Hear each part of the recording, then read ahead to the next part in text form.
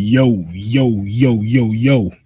What is happening, everybody? You are now tuning in to the six-man convo.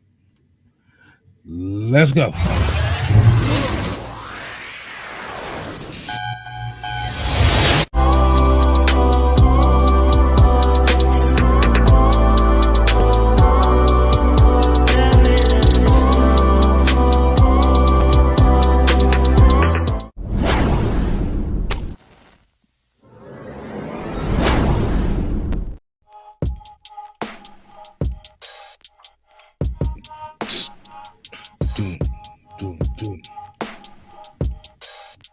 Oh, whoa. Stop the music. Wait, what happened? Did you tell everybody that you may be a year older? Did you tell everybody that? I don't think I told nobody that part. Yeah, I think you might want to do that right now. Go ahead. All right, people. K Styles had a special day, everybody, so I want everybody. He's kind of like he real slick. He don't like attention on himself. So I want to say fuck all that, and everybody give K Style a happy birthday, man. He's a slick little, just selfish sometimes. He just deprived everybody of a special day, his special day, and just like, oh, it's just a regular day. I mean, it is. So what am I supposed see, to? that's what I'm. See, that's what you thought you were gonna get away with that shit. Then nope, that's not happening. Damn sure did thought I was gonna get away with it. He thought he was gonna get away with it. So everybody, man, just leave. Some spend a couple dollars on K Styles, man. If y'all got a couple dollars for K Styles, give him a brewski. Throw a little. Look, give him a scripper. I ain't give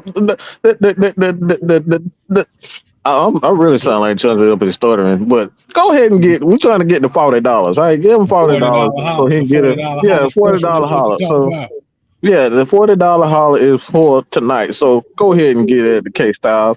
So he thought he was gonna get away. I didn't forget, but I know how you are. He don't like a lot of attention on himself, so we're gonna give him that attention he deserved today.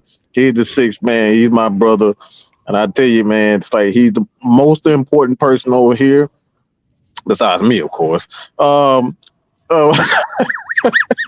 ain't saying nothing. I'm just letting you just keep on going, man. I guess I deserve.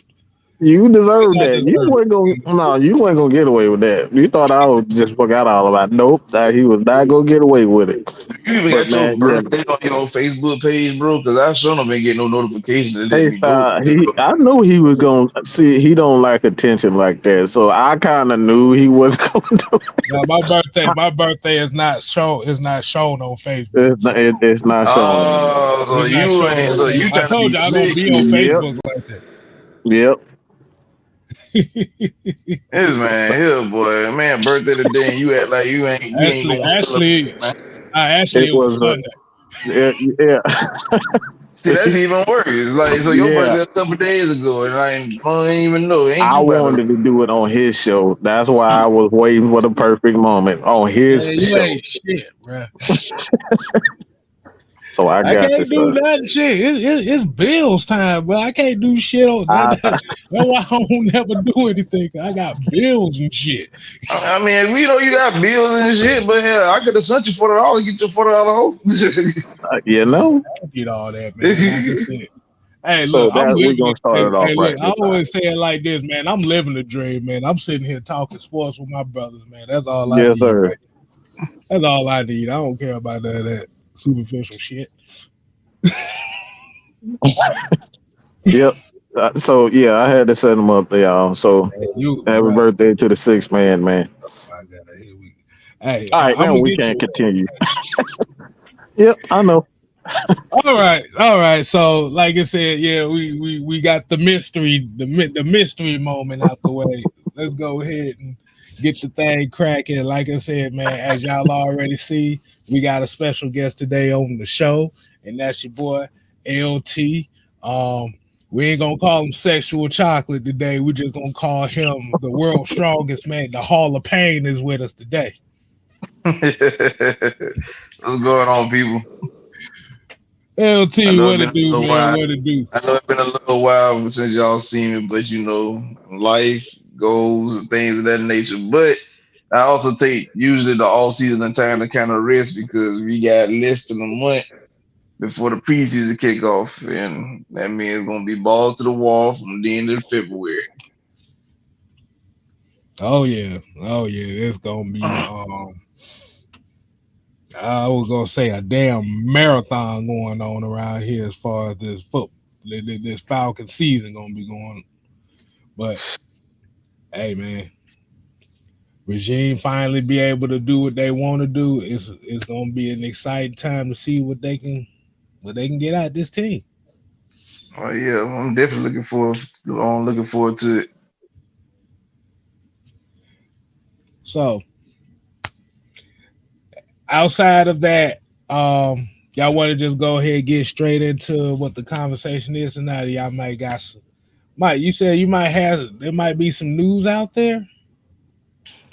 From what I'm told, I told you we have a great crew of ladies and gentlemen that kind of keep us on our toes as far as the news is concerned. And from what I'm hearing, the Falcons have indeed brought in Jarvis Landry for a visit.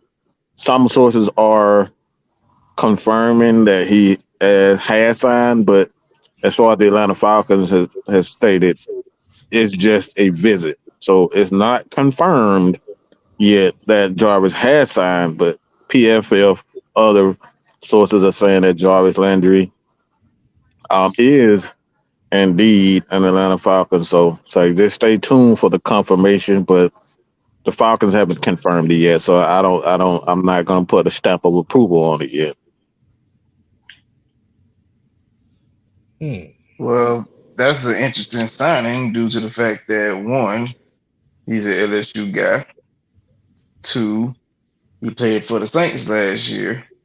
And I mean, I understand ain't really no much loyalty there, but him playing at LSU and playing for the Saints, that'll like rub Saints fans the wrong way per se, because they wouldn't expect for him to leave them and come play for a team like Atlanta. Now, I'll tell you anybody, with that being said, you have to look at the type of team that Atlanta is building, and we look more championship ready. I ain't gonna playoff ready.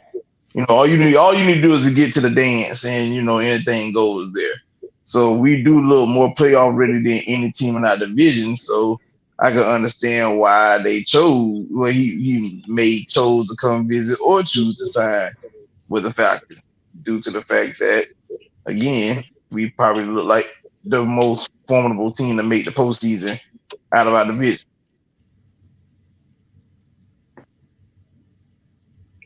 Yeah. I would have thought that he'd have took this opportunity to do what he said he was going to do a couple years ago and go follow Deshaun Watson wherever he went. But I guess he didn't want to go back to Cleveland. You really said that, K Styles. Boy, that's low. That's so low. I'm just saying. What's that song by 50 Cent? If I was your best friend, I'd do it all the time. Yeah, I'm surprised he didn't follow him. Or follow his best friend OBJ up to Baltimore. It seems like what he normally likes to do anyway. So, no, I think I kind of explained it. I'm gonna drop the video while we're live. As far as my take is concerned, I'm not surprised that the Falcons actually are doing this because I stated before, it's like with a rookie quarterback, a young quarterback, excuse me. I say this is essentially his real rookie year, Desmond Ridder, in my opinion. I think you need as many pass catches you could possibly get. Sure-handed guys, and like that's one thing about Landry. He has excellent hands. He's a sure-handed guy. He's not as far as the athleticism is concerned, his best years are obviously behind him. But I think at this point, the Falcons just need guys who are going to be sure-handed catch. It's the classic West Coast system, Bill Wall system, where you just need pass catches, not so much athleticism. The athletes we got. I think we have enough athletes, man. Bijan, CP, Tyler Algier, Kyle Pitts, Drake London, Scotty Miller, who said he feel like he's the fastest guy in the NFL. So I think you have a number of receivers with speed, players with speed. So I think this is a wise choice. It kind of reminds me of a better version of Olamide Zaccheaus. Like he's that type of guy who's gonna sit in those holes in the defense as far as the zones and things like that. He gonna pick them apart. That's what Jarvis Landry does. He's a sure-handed guy. He's a zone eater, and with a young guy, you go back to that game against Arizona when Desmond Ridder flicked that thing right in there to Michael Pruitt. Those are the types of routes and those are the types of plays that Jarvis can make. So it makes sense as far as that concerned. A sure-handed catcher for a young quarterback to kind of continuously build up his confidence. Because Jarvis Landry, like I said, he doesn't drop a lot of passes. He's a pass catcher. A possession receiver, if you will. Indeed. I will add to because you mentioned the athleticism. I'm here to tell you, Jarvis Landry really wasn't like the most athletic wide receiver, even in his heydays. Like he could get separation, but it wasn't like something that'll wow you type stuff. So you had to be you just had to be a quarterback that knew how to pinpoint the accuracy to get him there, and whatnot. But other than that, dude definitely wasn't like the most athletic. But like Mike pointed out, he is a guy that could definitely catch the ball in traffic, and that's what you kind of need right now. Is a guy that's be able to catch the ball in traffic, be a possession receiver.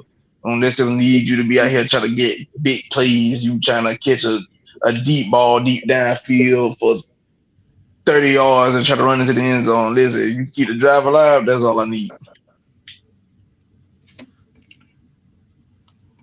Yeah. Like for most people would know, like you say, his career yards per reception is like 11, which doesn't sound like much for a wide receiver, but pretty much like what the two brothers over here saying is once he gets his hands on the ball, he's usually not gonna drop it. You're essentially just will have him as another chain mover. Is that the right word to use, LT? Another chain mover? Absolutely. Yeah. Absolutely.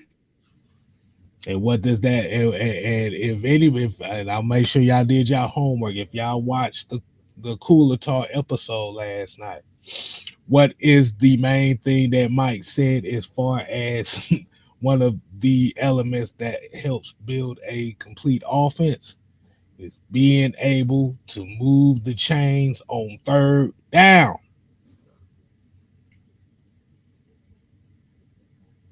Amen. That's very important. Like I Mm-hmm. said, keeping the offense on the field, keeping that clock running, and staying out of those long, you know, 10 to 15 yards range on second and third down. It's like as long as you can stay under 10, you fine as an offense, and that's why I was like, I put that tweet out earlier on Twitter. It's like you look at all the accolades of Arthur Smith's offense. It's like he's showing you that he's efficient, and I think that's the thing that in the NFL, if you're not passing for or hitting those deep passes, there's a misconception that your offense isn't very effective. And it's like if you rely on that deep ball, and I think it's gonna bring up a lot of memories um, for Atlanta Falcons fans. Like when you rely on that big play, man, your offense tends to struggle. And I think going back to the Super Bowl, going back to that play, to the Philadelphia, playing Philadelphia, playoff game. We was way too reliant on them big plays, man. And Philadelphia and the Patriots took away our big play ability, and we folded. So that's why it's very important to have that that quarterback that can get the ball out of his hands quick, keep the clock turning, hand that ball off, make minimal mistakes, and that's essentially what this offense is. It's a well tuned machine. It reminds me. I'm gonna say it like this. I probably get killed for saying this. I shouldn't have used that word, but it's like Man, this offense essentially is a Eddie Guerrero and a Chris Benoit. They are technically sound, absolute monsters. That's what this offense is all about. Technically sound. You're not going to see a lot of mistakes. These guys are going to do their damn job, and they're going to put on a freaking clinic when it comes down to the fundamentals of football. Not this team gonna be putting people in the crippler crossface by running the damn football. Yeah, I did. That was a little football reference. Boy, we're gonna be doing three German suplexes, goddamn, going down the field with their ass. And the F5. And the F5. Oh, not the F5. Oh God, 3 suplexes in the F5, boy. LT never leave that down. I just knew that was gonna get under your skin. hey, look, that's gonna be our offense this year. They said, Mike, they asked you a question, what's gonna be the slogan for the Falcons offense this year? 3 suplexes in an F5.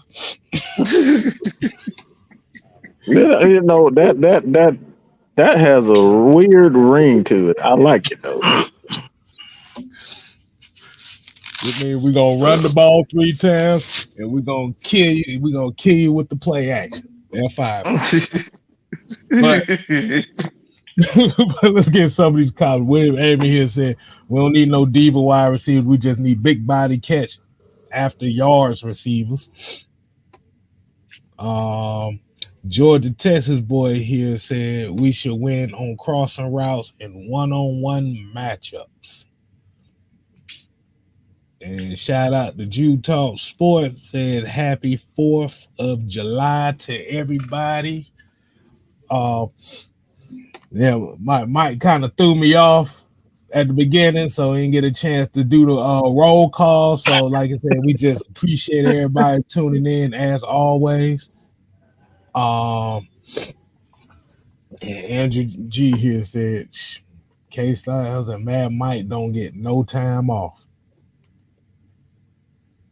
Shit, we get a little bit more time off than where we started. Let me help you out, baby, because I'm the person in the group chat that tells them to take time off, but they don't like listening to me. Yeah, he is actually right. Because we will stop. So we kind of have to manage our feng shui. We have to Wing Chun our way through the off season right now. We really do.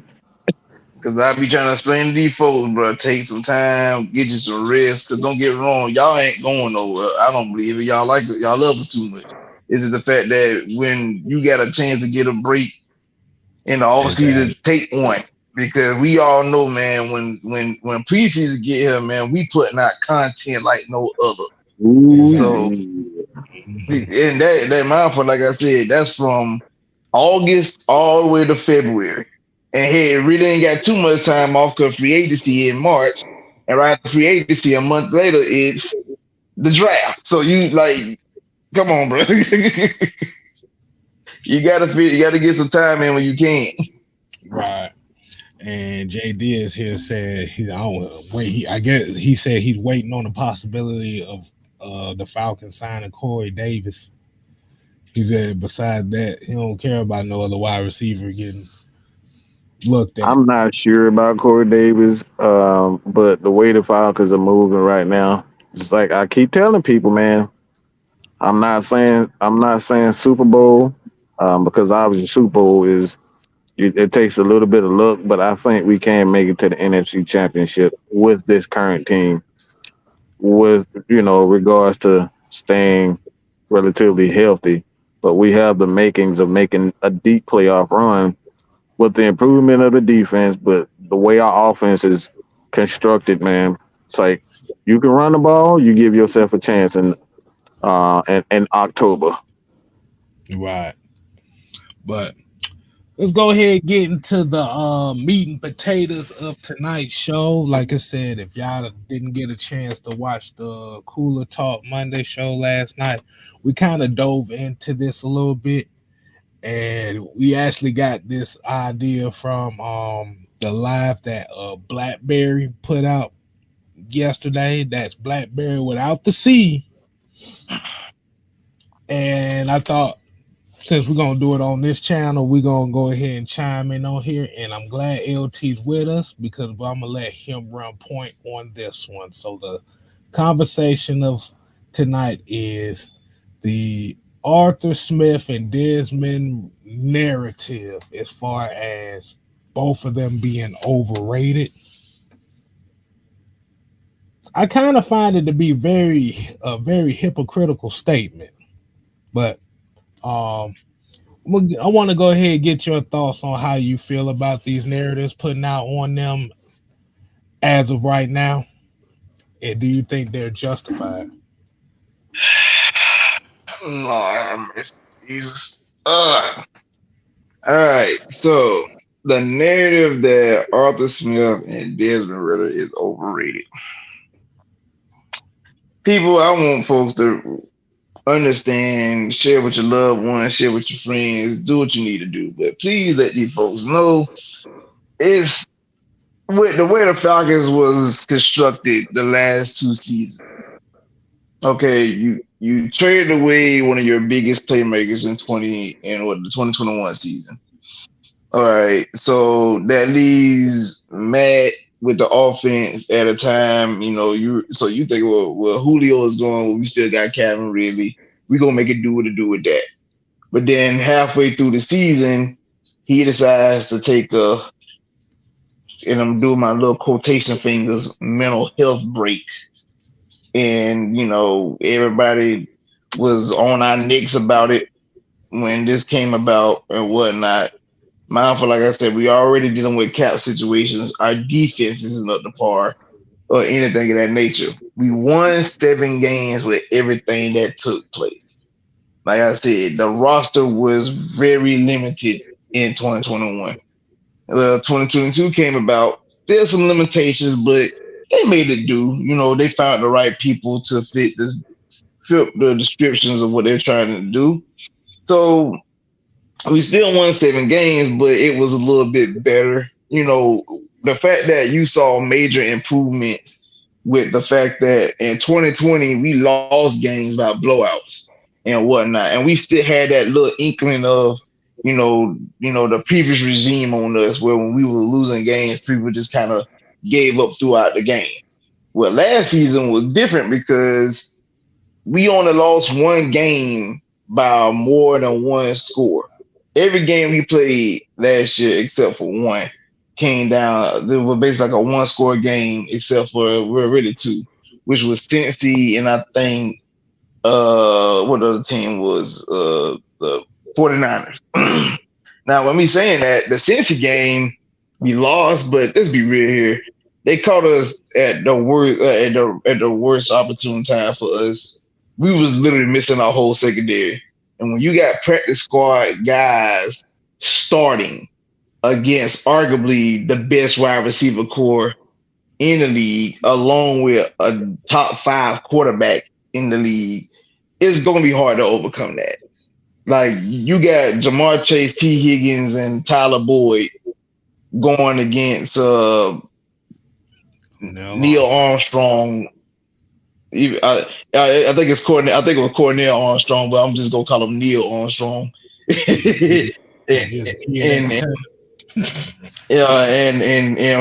Neil Armstrong, Marky Mark, and the Funky Bunch. Like, What you gonna do with that? Yeah, it was Darren Hall and Michael Ford. Come on, man. That's easy picking.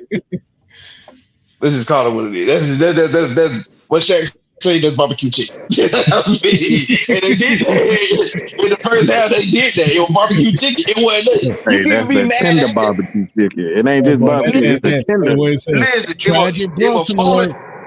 listen, man. It was falling off the bone.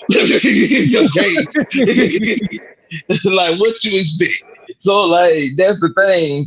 And coincidentally, I had barbecue chicken earlier today. But you know, it's crazy that at the end of the day, like that game really didn't show. It showed that we still had fight, because even though they scored like 28 points against us in the first half, they only scored second in the seventh, and then they even got a little disrespectful about even going for a couple of times on fourth down because they thought, well, we the same old Falcons. And I watched Armstrong actually improve as the game progressed. He actually, like, they tried him a couple fourth downs and he batted the ball down to make it a turnover on downs. Now, be that as it may, our offense really couldn't get going, so that hurt that. But that, you know, we already knew our offense wasn't predicated on putting up astronomical numbers.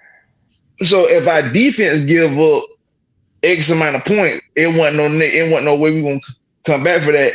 Except for the Rams game, which we nearly pulled off a 28-3 ourselves.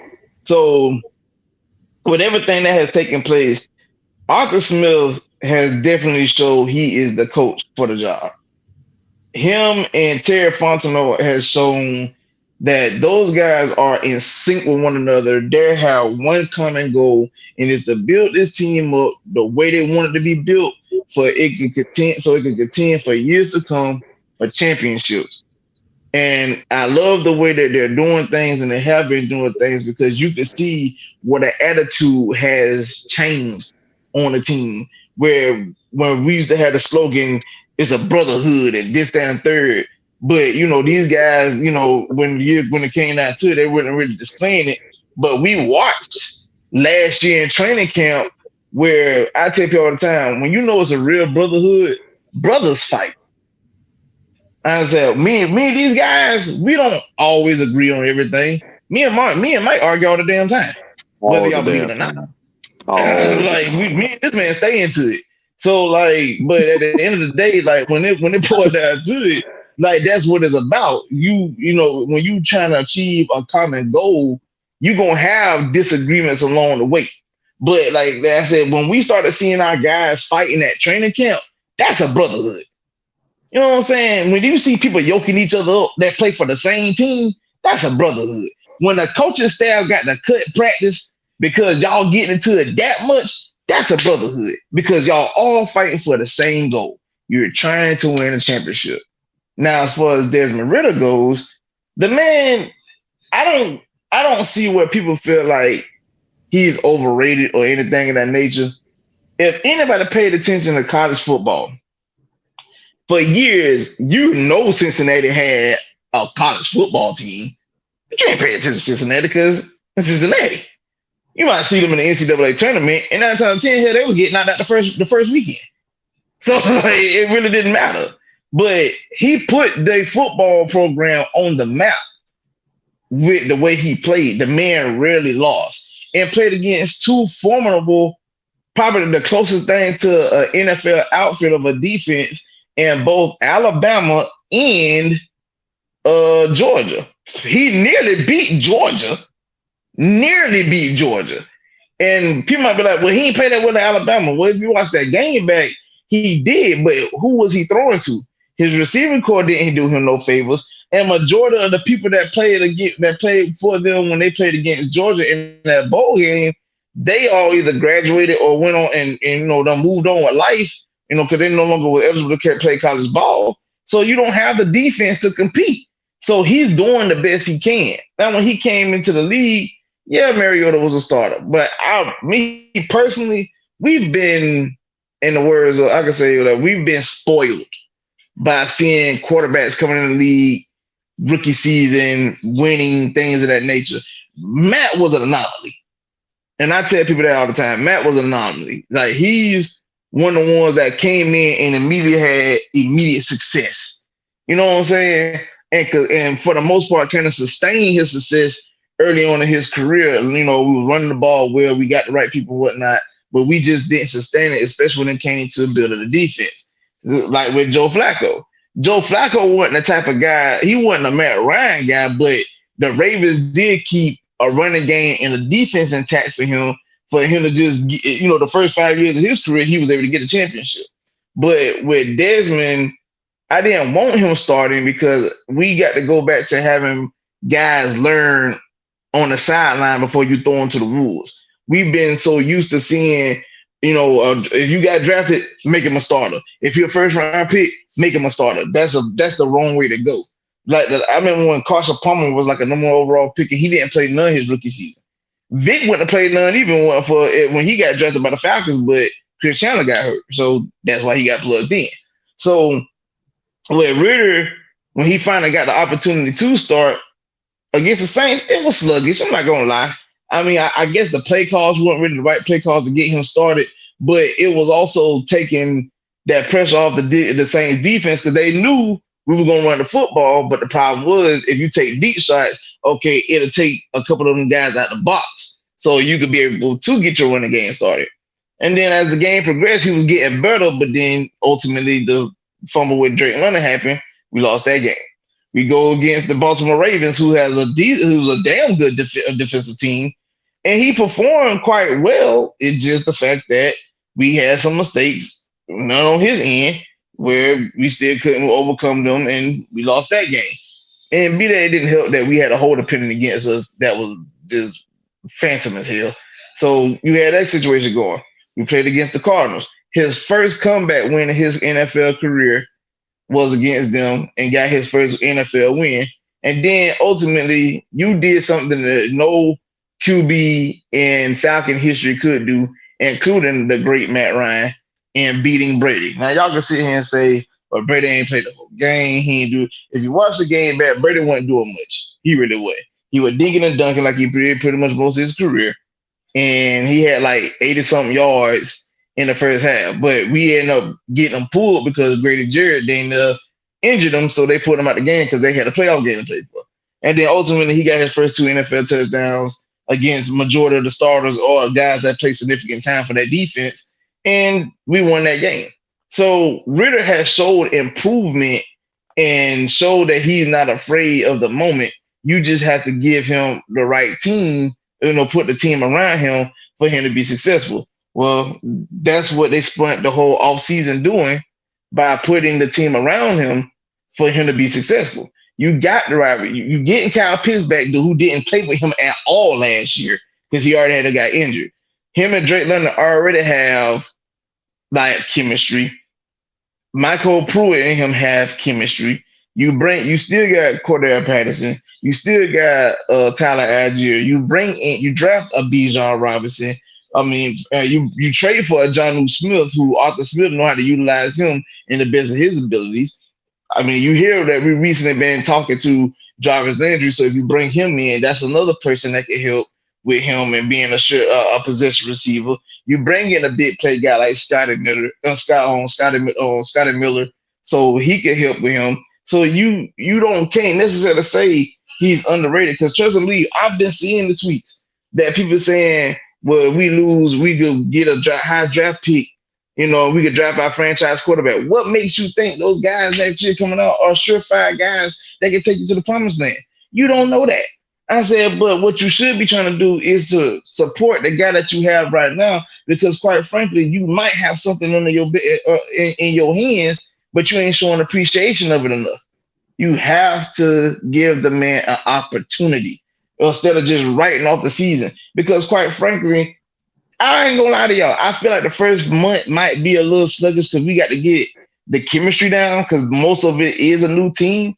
But once we get it, oh my God, the sky's the limit for the Falcons, man. We got a lot to play for.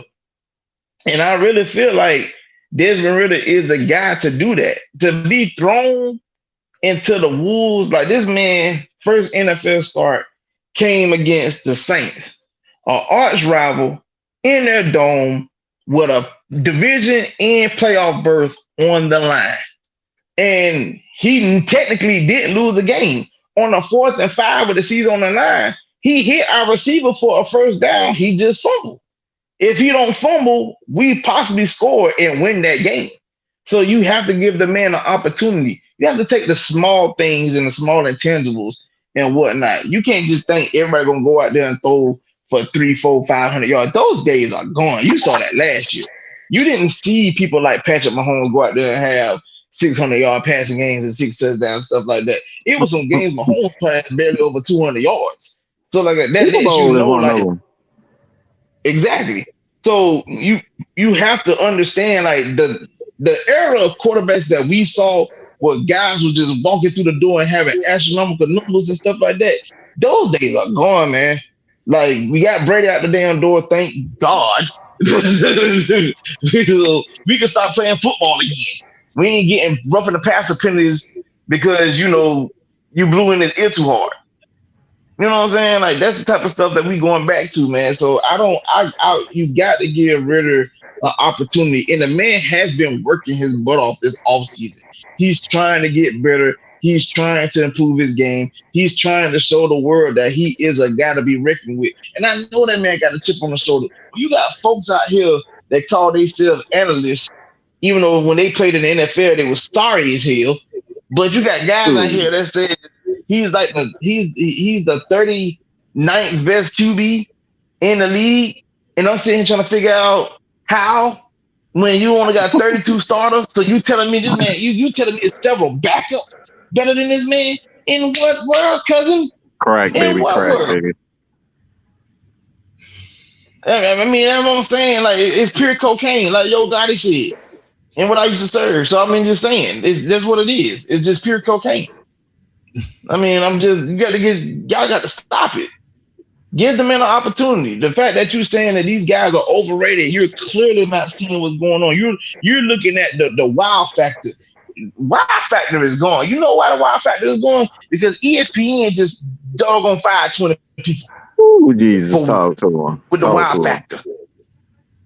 Wow factor is over with. You got to learn. You got to know the sport.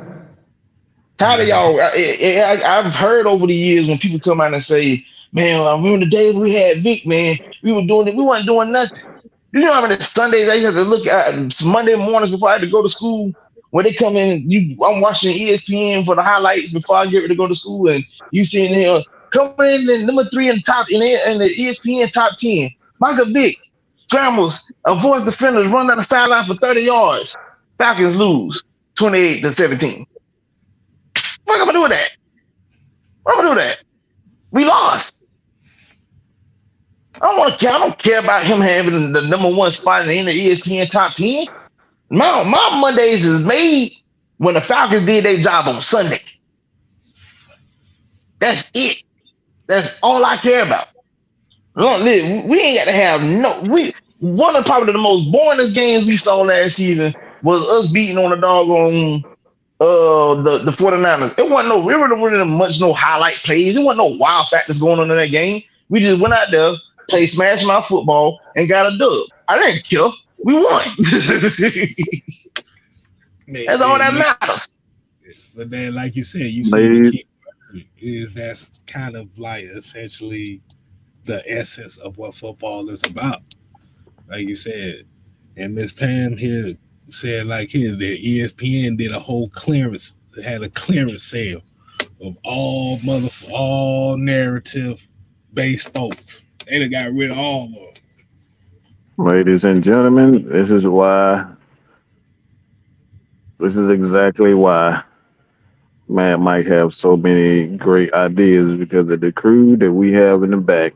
This man on talk for 20 minutes straight, all right, and gave y'all nothing but straight up knowledge, a straight up game. And this is it. Like, we stay on top of it. We try to give y'all the facts and the stats and the truth. And you just saw it right there. It was a whole lesson for you. And he spoke nothing but facts.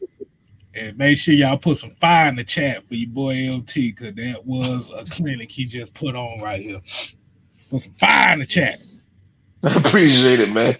I'm just tired. Well, y'all just don't understand. If y'all follow me on, if a few of y'all do follow me on Twitter, but y'all seen the conversations I've had and what was being said and whatnot. I mean, prime example for the folks that do follow me right now, you seen one of the biggest graphics I put up recently was the upcoming season, the prediction of each team in the Oh NFL God. season. Now let's be clear here, people. I'm no shape or form or no hater unless you're a Cowboys fan. Then yeah, I can't stand you. But but with that being said, right. With that being said, to sit here and say the Baltimore Ravens are going undefeated, that's asinine.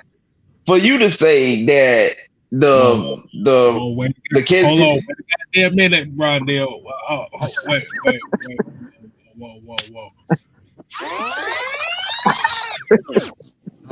what you want, man? What did you just say? Who's going undefeated? The Baltimore Ravens was gonna go 17-0.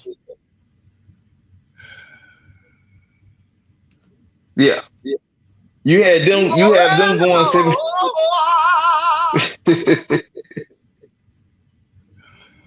I continue. I listen. I feel your pain, bro. I feel your pain. It just you got them going undefeated. The Chiefs going 16-1.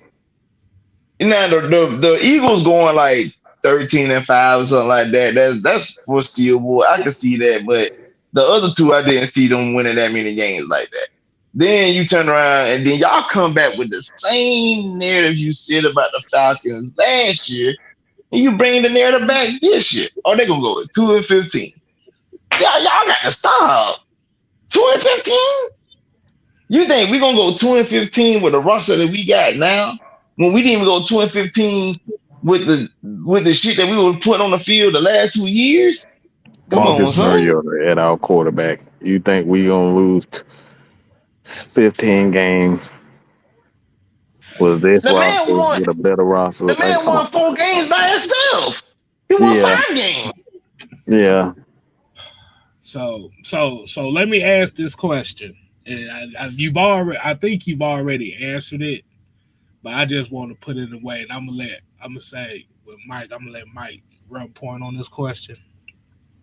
So when we're talking about this narrative with Arthur Smith and how he's ranked one of the worst coaches in the league right now, do you feel like all of this is just based on what LT was just talking about with the narratives and the fact that he said, fuck y'all, I'm sticking with this guy?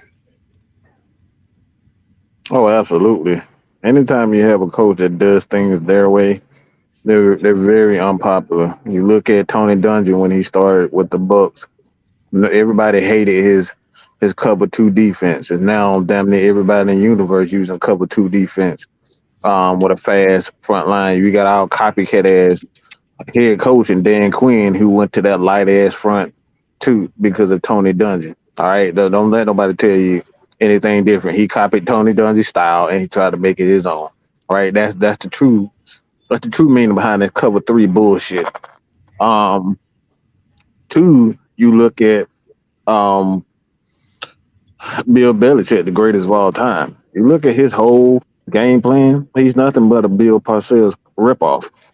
Bill Parcells, one who created the offense that was adaptable. It was adaptable to the past, but Bill Parcells always preached balance. That's why you see that guy in Denver right now. And that's Sean Payton. Sean Payton was actually had his.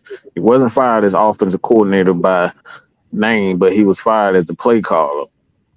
He took away his play caller because he was throwing the ball too much when he was with the Giants.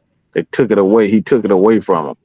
And you look at several. I could just keep on going on and on and on. Like even you go to the reason why we was able to beat the Vikings in '98 is because the Vikings started getting in their own head, thinking they were the greatest offense of all time, and they stopped running the ball. Thank God they did that, but they stopped running the ball.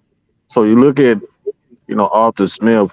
Arthur Smith just does whatever the fuck he feels like, and people don't like that. He gets his players.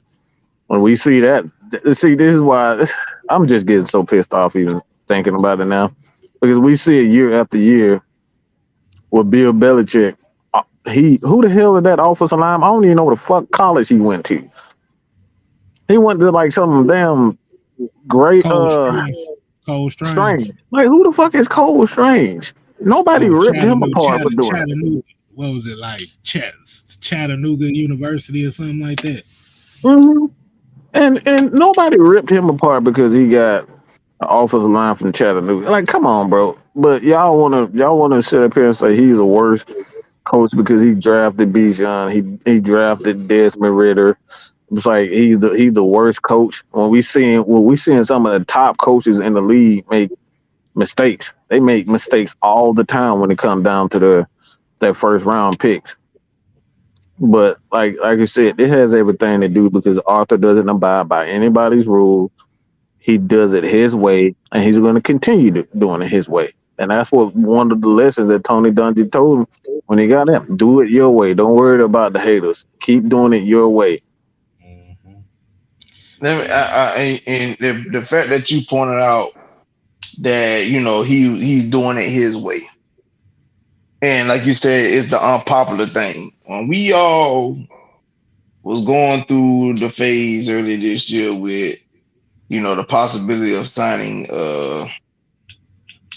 a trading for Lamar Jackson. Okay, well, with that going on, we didn't do it. But then you have people like Joy Taylor out here talking about something. If you say you want to win, you make this move. Stop playing with me. Like, first of all, Charlotte, you don't know nothing about this team. Okay? The only reason you're relevant because your brother is one of the best defensive players that play the game, and Jason. And them titties big. That's about it. Right. So, you don't know nothing about the Falcons. Please shut up. Don't speak on my team if you don't know nothing about them. Like, that makes no sense. But people think well, I mean, when she worked for a major planet, listen, bro, at this point, we can get a job up there. But the reason why we don't get a job up there because we ain't the ones that's gonna sit up there and be like, well, we gonna tailor to what they want us to say because that don't fly over here, not in these parts at all. But so you ain't gonna tell me that we ain't serious about winning because we didn't trade for Lamar Jackson. That's crazy.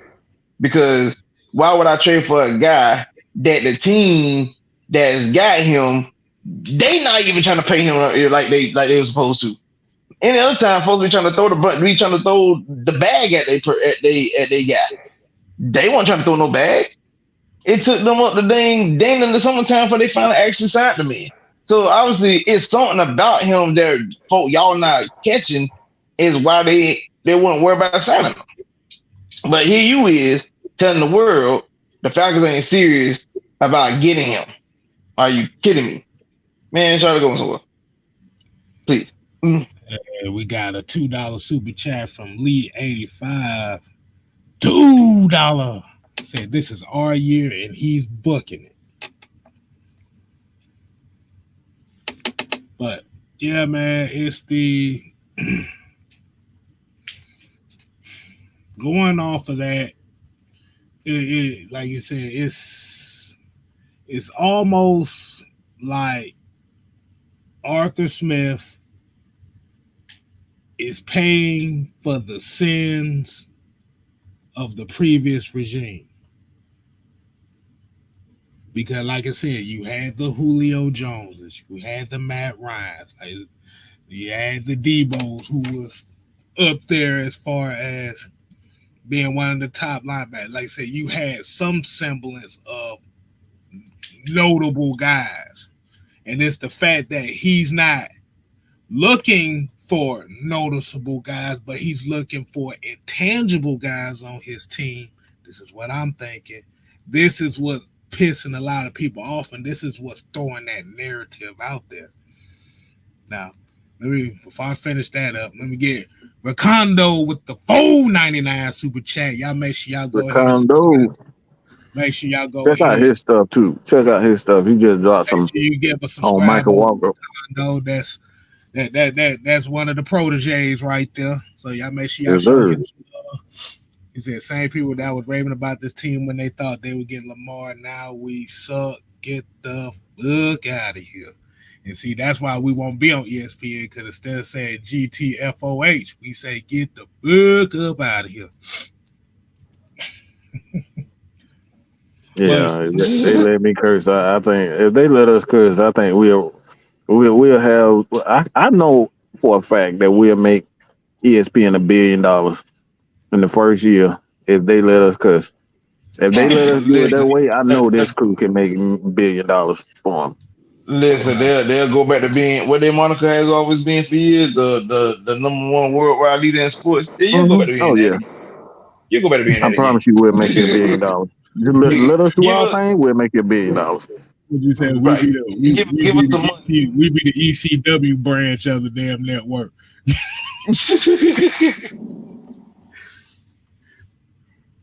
You gonna get a So rent? yeah, I am shooting my shot at ESPN. If y'all listening, anybody who got power over that ESPN, you hire us, I guarantee you'll make you $1 billion. I guarantee you. But you gotta let it be us. But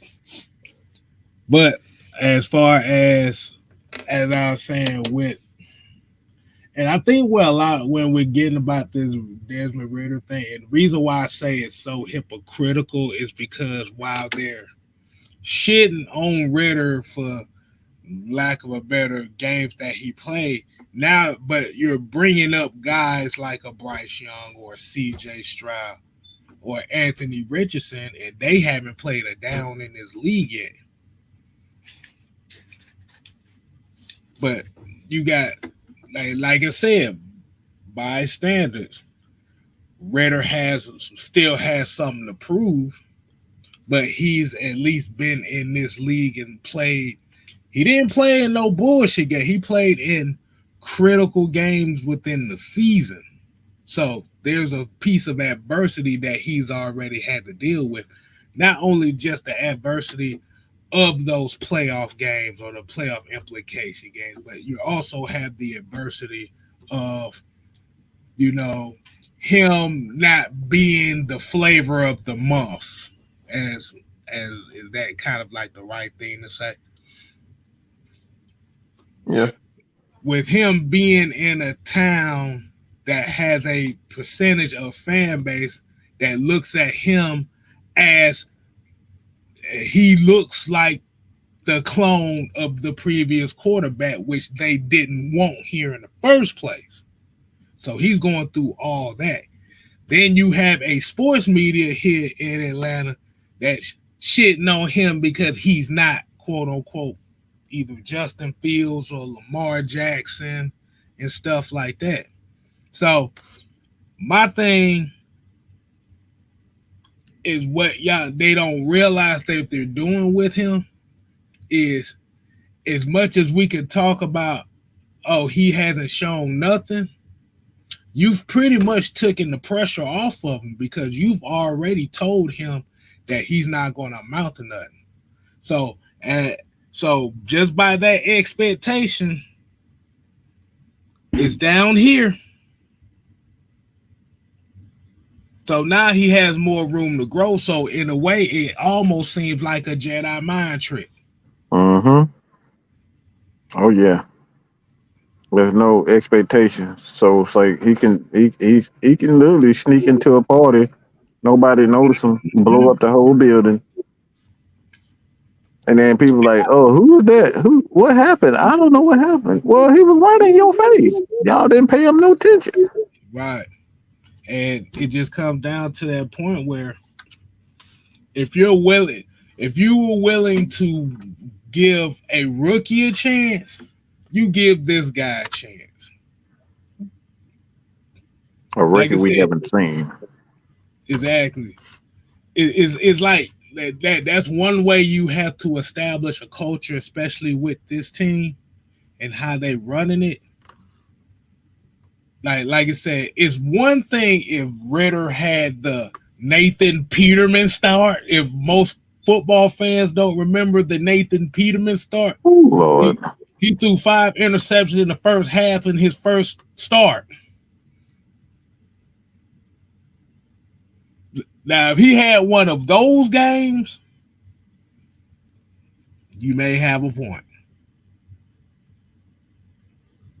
But the fact that he didn't have those games and in moments which is on third down and in the fourth quarter where he showed that he wasn't scared of the moment,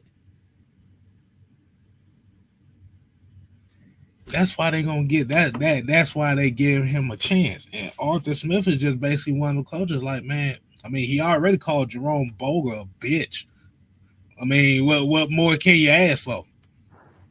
And damn near cusses out every damn reporter who gets on his nerve. That's why D Led don't like this team. He don't like Arthur Smith. Arthur Smith will cut his ass out the heartbeat. Yeah, Jeff Schultz don't like he damn sure don't like Jeff Schultz. Jeff Schultz stay away from this team. Right. And shout out to Terry Lloyd for the $5 super chat. Said media mad because Atlanta is a major market, but they can't make any money from them because they don't see no big names. But here's the interesting about it. Atlanta is a major market, but outside of baseball, Atlanta is really not a big market as far as sports outside of the Braves and the Bulldogs. And the reason why I say that is me and Mad Mike, we do a little bit of research on certain things. Mm-hmm. Come to find out that on this content creating space, as we call YouTube, Facebook, and all that stuff, the Falcons is one of the smallest markets of content creators and searches on the web in the NFL. So are the Falcons really a big market team?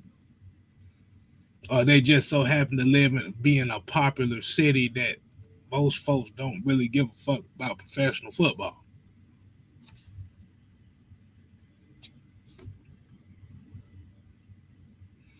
That's a real small niche when they gone down to that. Right. And just like Miss Pam's here said, that's why Marcus cracked at the end. He couldn't. Ridder was breathing down his neck. And that's exactly what ended up happening. Yep. Because once Dave Ragone came out with that press conference and showed that they had Ridder down ready just in case anything happens, everything went down the drain after that. And Vlad here said Ridder's third down conversion rate was insane. See, Vlad, my boy, Vlad does his homework. I knew he was. You know, Vlad coming with the work. You know, like we already say, boy, this conglomerate is about 30, 40 deep now. So that's one of our information guys as well. So shout out to Vlad. If y'all want to go ahead and throw in some questions, Falcons wise, y'all go ahead and throw these questions on. And we're gonna give it about another 10, maybe about another 10 minutes before we get to the second part of tonight's show. We'll bring his ass back because he's supposed to be hosting the second part. Right. Let's see what some of these. Let's see. Kondo here said Ridder had a lot of snaps. Believe me, those snaps in college matters. Yeah, man. You gotta get as much experience as you can. And this is one of the major issues why Trey Lance in San Francisco is struggling to make a name for himself outside of the injuries, is because you have to think about with Trey Lance. And I'm gonna throw this as an example. Mike, I'm gonna ask you a question about Trey Lance. For a guy that was drafted like that, how many games do you think he played in college? For what I understand, it's probably less than. I know it's less than 15.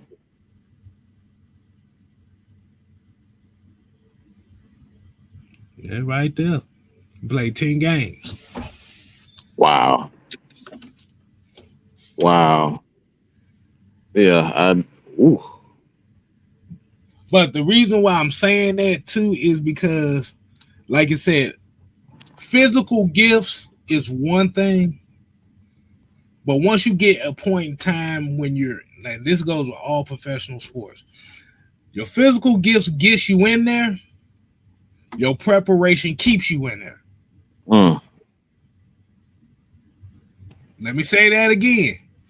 Your athletic gifts get you there, but your preparation keeps you there. It's what you do with your opportunity. Right.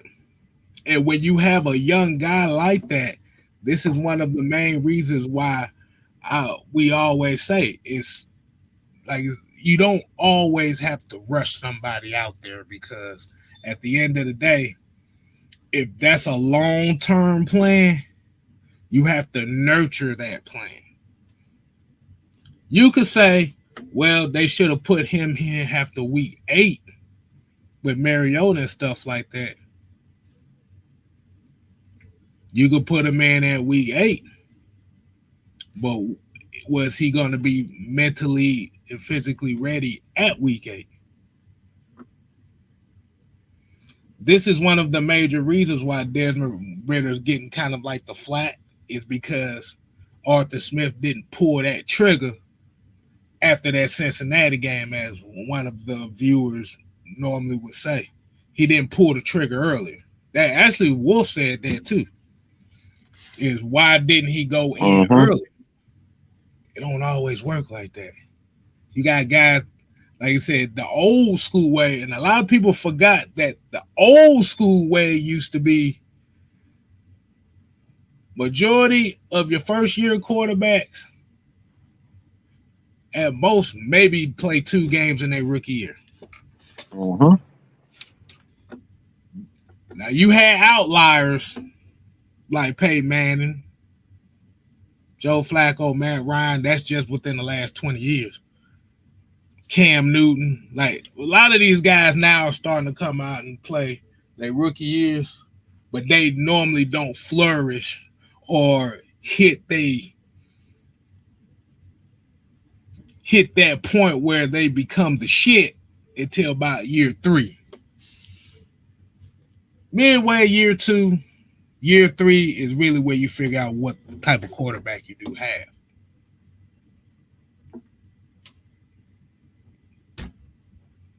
So my thing is to tell y'all is don't make Desmond Ridder pay for Marcus Mariota's mistakes, because that's essentially what is going on here.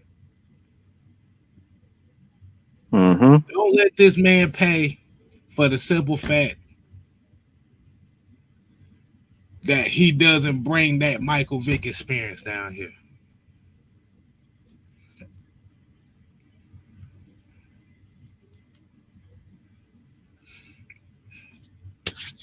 Jew got a question here, man. He said, what is the Falcons team Achilles heel in y'all's opinion? And y'all in the chat can answer these questions too. It ain't just gonna be just on us. So, Mike, what you think is the Achilles heel for the Falcons for this upcoming season? Inexperience. We have a bunch of inexperience on the offensive side of the ball. Guys who've yet to really do it. We got guys that are deemed the next great players. They don't have a lot of experience. Kyle Pitts, Bijan Robinson. I mean, if you look at Cordero Patterson, he doesn't have a lot of experience as a dominant wide receiver. He can't come in and tell you, all right, this is how I dominate it. Now, he can show you how to be a playmaker, how to make big plays, how to take care of your body. You know what? You know how he's able, how he was able to, play 10 plus years in the league. He can teach you that.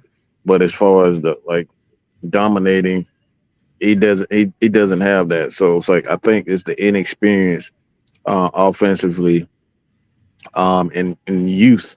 I think that's the Achilles heel for the Falcons, and that's why you bring in guys like Calais Campbell, potentially Jarvis Landry, Scotty Miller. Like these guys have done it. They've been to the promised land, and that's another thing. People, yeah, Scotty Miller is a Super Bowl champion.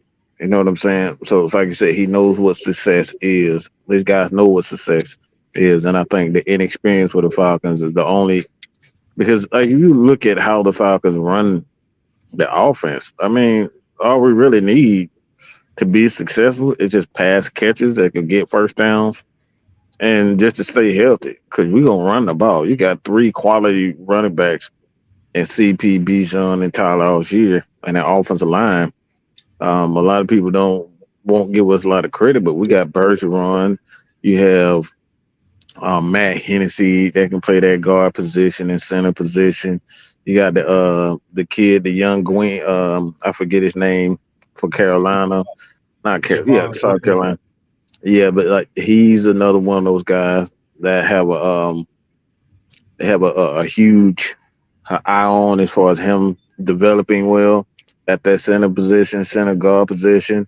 And then you have Jalen Mayfield, who's right now they priming him for that backup right and left tackle position. So they have a lot of young guys on their offensive line and running back room that's going to be center of this offense.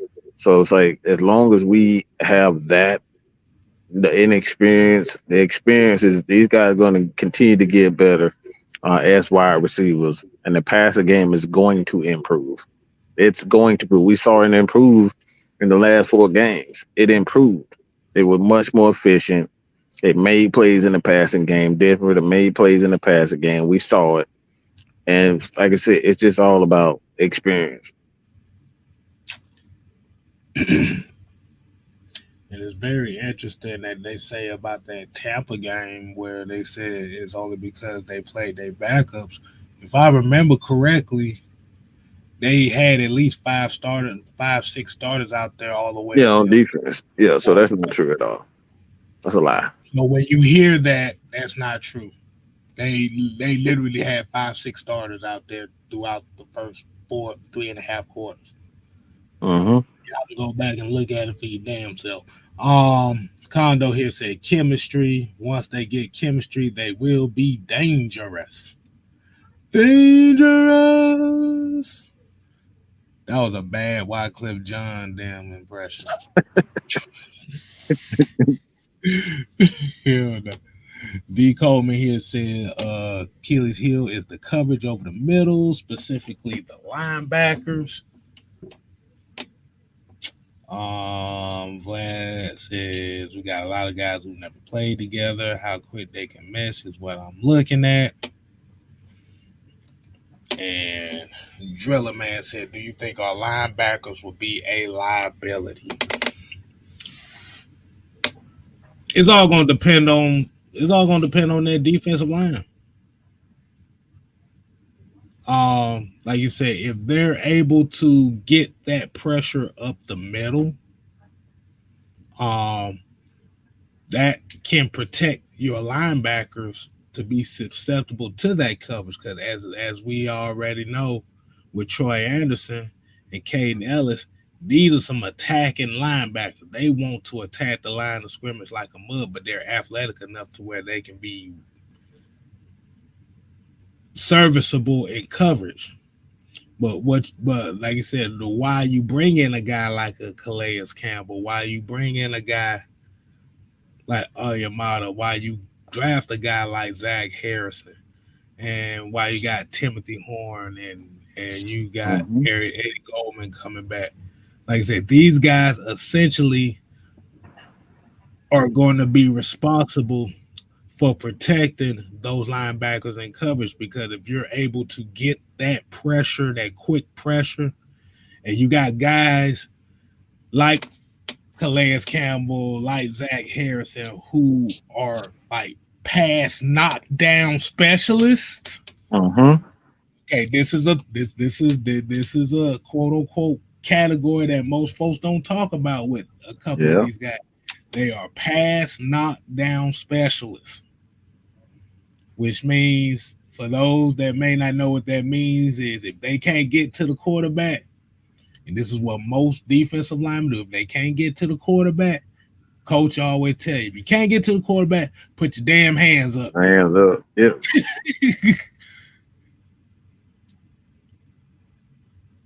That's why we lost to the damn Commanders last. Yep, I was just last year. Deron Payne couldn't get to the quarterback. What he do? Throw your motherfucking hands up and hope for shit to happen. Throw your hands in the air.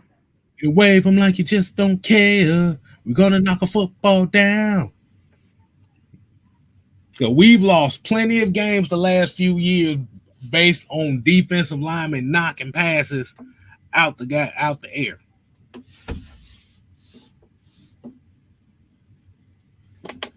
Can you imagine trying to throw over a 6'9" defensive lineman? Right. You got two other defensive linemen that are 6'5", 6'6". Yeah. But that's what I'm talking about. Yeah, Mucho, we kind of talked about this earlier. So they bringing them in for talks, but that's about it. Like I said, it surprised me because I thought he wanted to go wherever Deshaun Watson went to. I guess that. Yeah, I guess he already thought that. Mm-hmm. All right. So we're going to go ahead and we're going to get to the second part of the show tonight. Like I said, y'all make sure y'all go ahead and hit that subscribe button, hit that like button. Like I said, if y'all want to kick it with us on the second part of the show. We appreciate y'all for joining us, but we gonna be mixing things up on Cooler Talks and the 6-man combo. We getting all the wrestling fans, so all you wrestling fanatics and your friends, the wrestling fanatics, go ahead and tell them that AFN, Mad Mike Sports, the Unholy Alliance are going to be talking to some wrestling, bro. We're about to get some old school wrestling. Yeah, so like you say, even if you ain't a wrestling fan, you just want to hear us kick up a little dust. Hey, man, we appreciate it. So we're going to give a little intermission, and we'll be right back with the Money in the Bank review.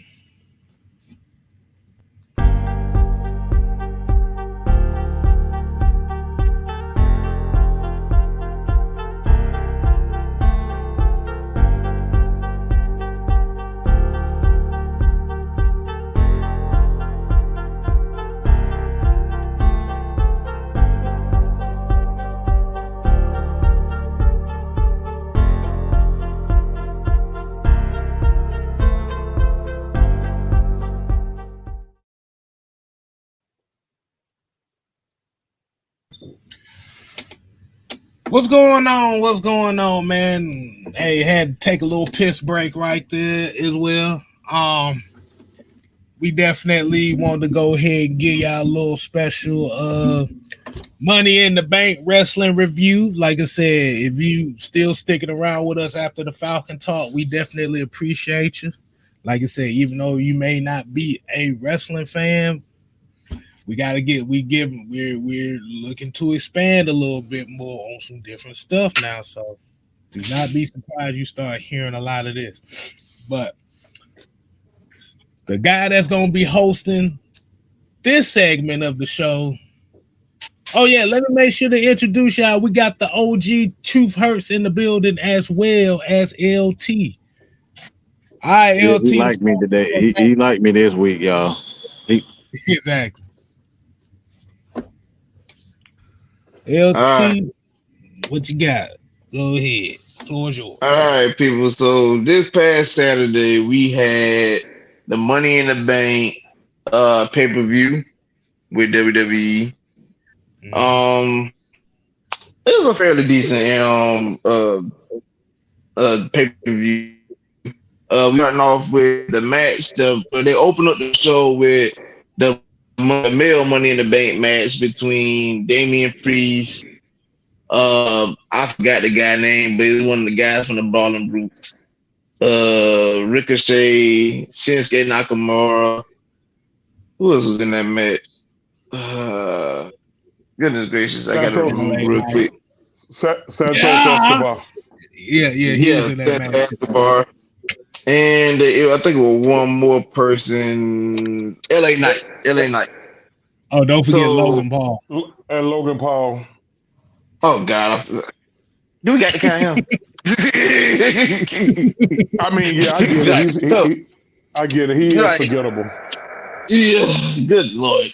So, but the match was pretty entertaining for the most part, and I know the end results was people. The mindset was they were going to probably push LA Knight to get the title. I mean, get the win the briefcase. But they went with Damian Priest. Me personally, I like LA Knight. He could cut a promo, but I have to see more from him on the wrestling side before I'm like, okay, he's the guy to go with. Because me personally, there's not much he's shown me wrestling wise for me to be like, I'm sold with him winning the briefcase and possibly winning a championship. Like, it's cool that the man could cut a promo because you definitely, for you to be that guy, you got to have the ability to do that. But you definitely need to be able to put on a showmanship in the ring. It's why certain people didn't make it as far as they should, because they either they had one and lacked the other. Some folks, a la Shelton Benjamin, could put on a wrestling performance, wasn't a great guy to promo with. And you have guys like LA Knight that could give you a great promo, but the wrestling performance don't match. So, like, it's things of that nature. But I enjoyed that match for the most part. Seeing Damian Priest get the title, get the briefcase, I did like that move because I can tell y'all, at last year this time, I saw no point of Damian Priest being on TV. It just didn't seem right. But He as the gotta year get with them damn progressed, crochet braids though. He gotta get that bullshit out of here. for those of y'all that do follow me on social media, you seen me post videos of me at Monday Night Raw last Monday. I was there because they came to Savannah. I had great seats. I mean, if you paid attention to a point where Shinsuke Nakamura was doing his entrance, when he stopped and bobbed his head a couple times, he was actually looking at me where I recorded it. So you could see us having us a moment on television. But I literally told Damian Priest on his way to the ring, please do not put them crochets in your head this Saturday. And what did he do? Put them fucking crochets in his head this past Saturday. I wish he would stop putting them in his head. But I like the move that he won Money in the Bank. I really do. What you got, OG? Well, I mean, I kind of echo your sentiments. I really don't give a shit about his hair. How do? I mean, I mean, I mean, you said why they couldn't give LA Knight the briefcase. Santos Escobar, he's kind of strange because he's not bad in ring and he's not bad cutting promos. I guess he needs a little more time. Yeah. Logan Paul, he's a sack of shit. I don't even know why they even keep bothering with him. I was surprised. My personal favorite would have been Shinsuke. And who else was there? Who I missed? Ricochet. Ricochet wouldn't have been bad. Looked like they're trying to give him a push. But back to Priest. It's abundantly clear. Me and my K Style talked about it earlier today. It's abundantly clear that they're trying to give him a push. I'm not against it. A guy with that look, minus his hairdo, a guy. I get it. Trust me. But I ain't really paying attention to that. A guy with that look, he gotta they got to find something to do with him, or else they need to get rid of him. In ring, he's not bad. I don't think he is. I don't think he's horrible on the mic. Mike think he is Tuesday and Friday trash. But God dang. yeah, Tuesday and Friday. But yeah, so we'll see how it goes. We already see a little angle that they pushing between him and Finn. It appears that Finn gonna probably be the reason why he failed on his cash-in attempt, because he tried, as we saw last night on Raw. If you watch Raw, he was gonna attempt to try to cash in on Seth last night, and Finn intervened. So we're gonna see how that go. But overall, I don't have a problem with Priest carrying the briefcase.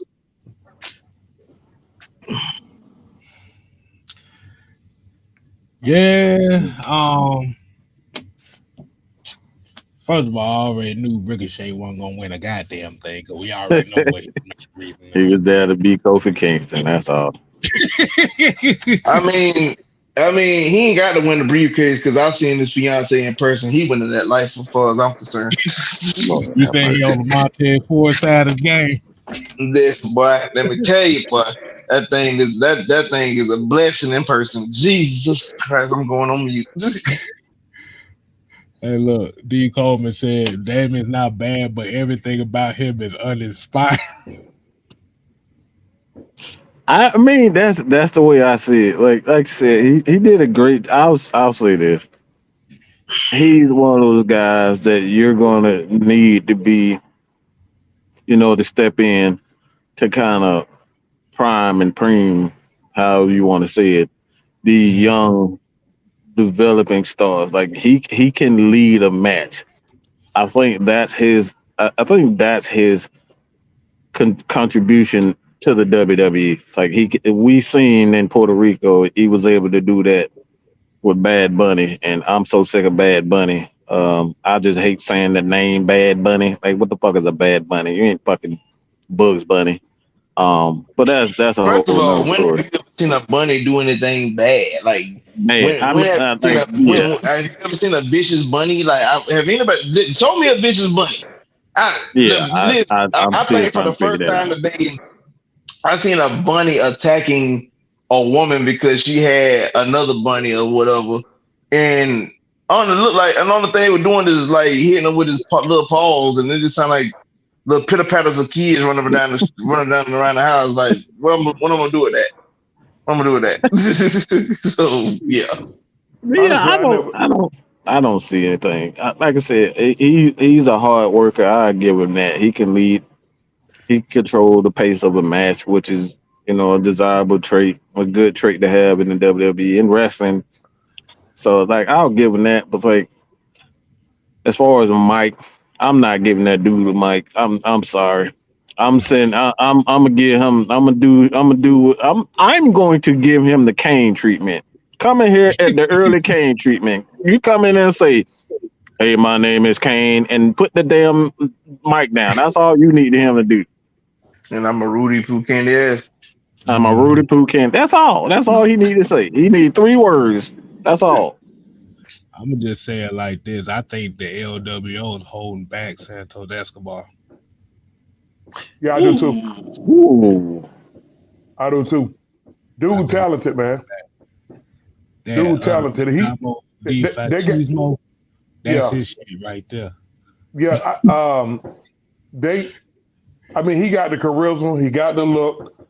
He damn sure being a lucha libre style wrestler. He damn sure got in ring ability. He decent on the mic.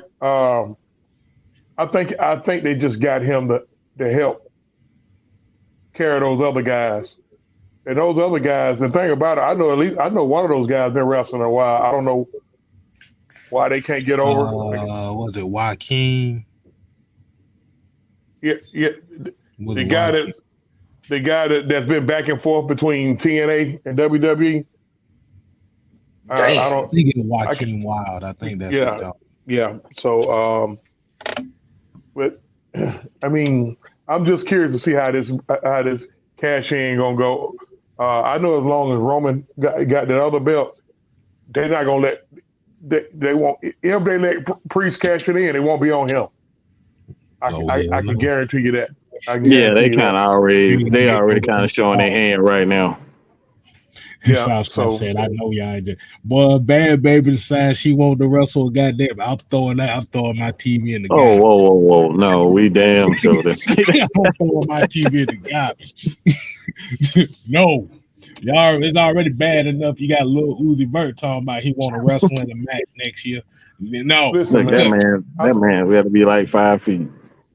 I think they need to kill all. I think they need to kill all that, man. It's too many. They got too many They got too many hungry superstars in the back to be dealing with shit, with sacks of shit like Logan Paul and Bad Bunny. The first time I ever heard of Bad Bunny is when he came on WWE. I guess I'm telling my age, but I hadn't even heard of dude. You know what I mean? I ain't You know, know. Bad Bunny. I ain't older than you, and I ain't never heard of him. I I heard ain't of know his who the fuck song, but Bad not Bunny him. was.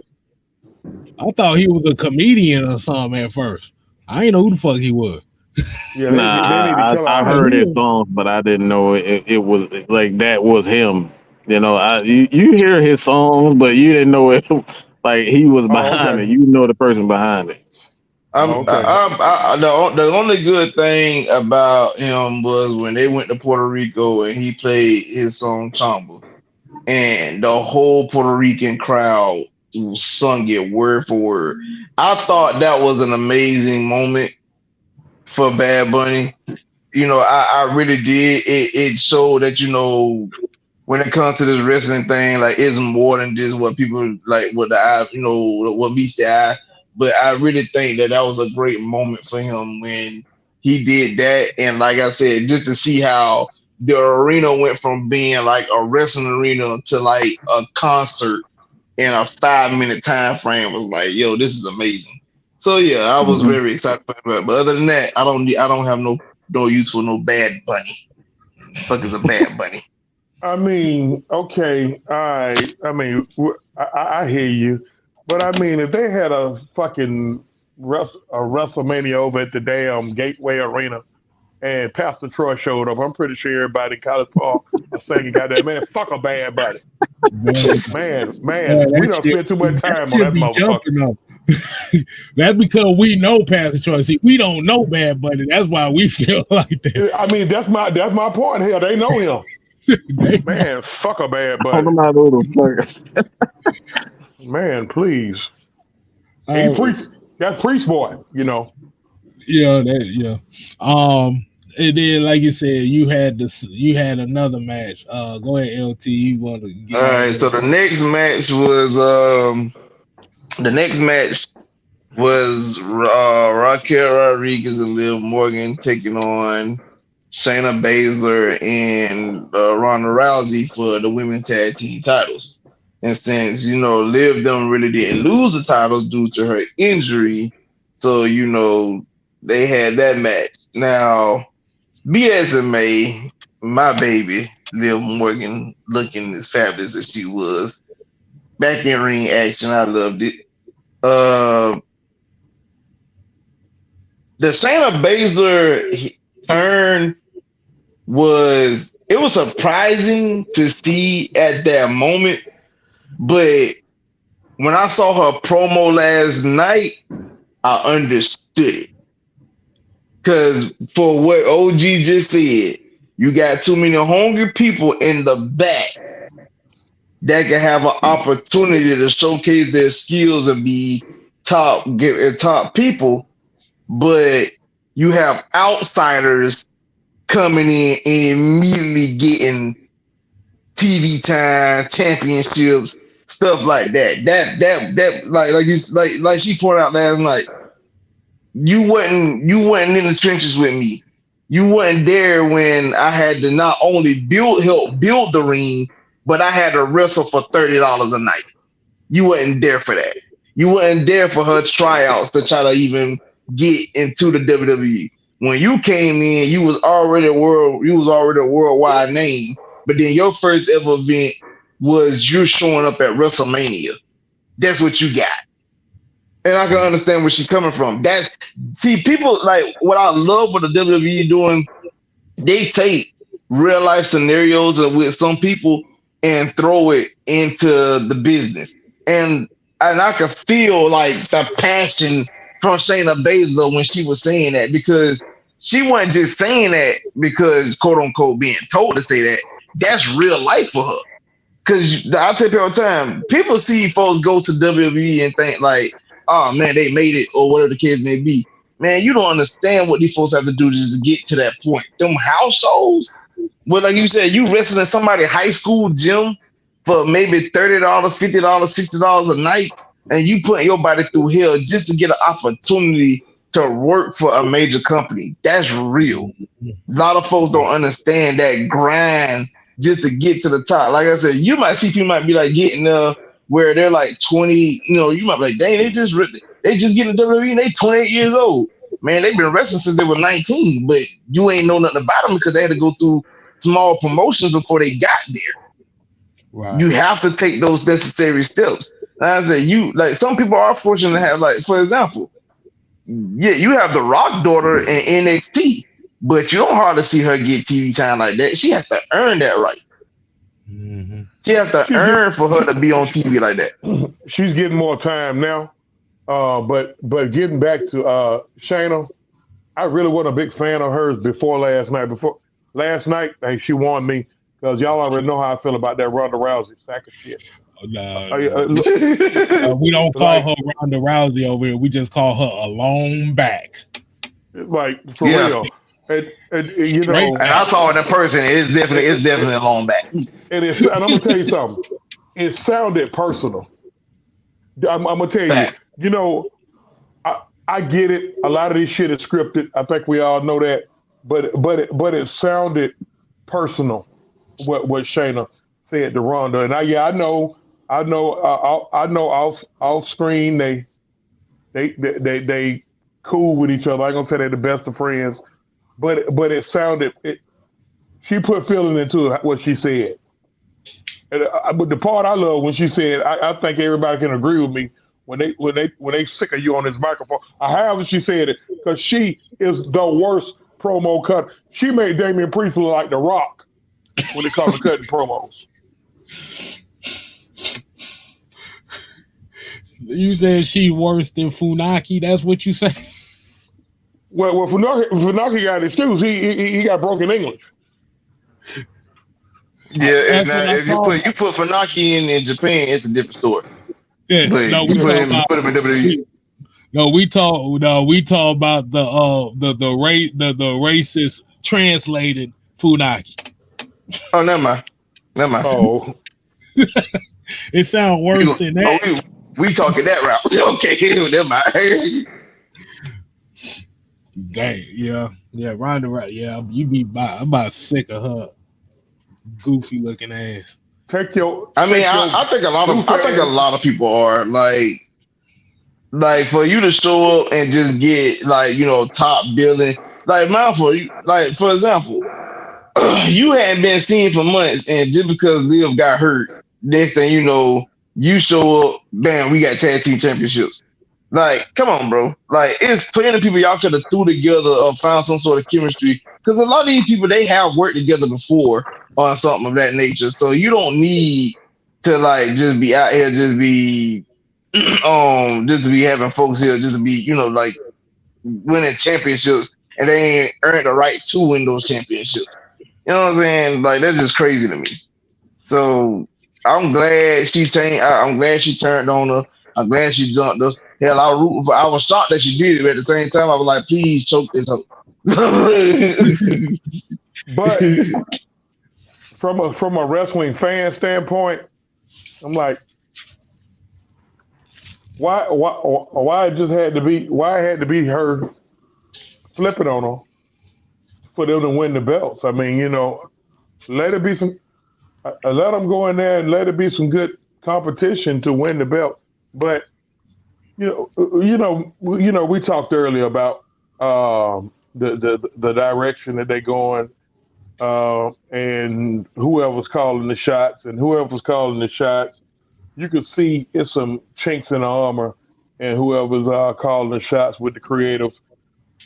It's almost like they jock him for a position with creative control. But that's something we can get into later on. Go ahead, though. I guess you can get to the next match. All right. Well, did we read this $5 super chat? Oh yeah. That's my buddy T. Terry Lloyd. Terry Lloyd here said Damon Priest need a Paul Heyman to help him get over, just like he helped Roman until he got better. What I said earlier. Mm-hmm. I said that earlier. He need Paul Heyman. He need a Paul Heyman type. He needs somebody like that. All right. So the next match we have. All rise for the Judgment Day. So the next match we have Gunther taking on Matt Riddle. Fairly decent match. Of course, I'm gonna be honest with you. If Gunther is actually growing on me. At one point I was kind of iffy on bro, but he's definitely growing on me. He's definitely have in-ring ability and whatnot. It's probably more so the promo part, and I feel like he could actually cut one, like if he get with the right people. But but as far as with that, you had him versus Matt Riddle, and I'm not gonna lie. Riddle's best moments was when he had a few with Rollins and teaming up with Randy. Cause like now I'm not sold on dude like at all. Like nothing about me like, yo, bro, it's Matt Riddle. It's not giving. It's not giving. It didn't even give Monday when I was at Monday Night Raw when he came out to help it wasn't him. It was Sammy and KO. It wasn't giving in. I'm not excited for Riddle. Something has to change. I don't know. It might be the attire or something. Maybe if you put on some Air Forces and wrestle in shoes for once, that might excite me. But I'm just not sold on Riddle at all. What you got, OG? Because I got nothing on that.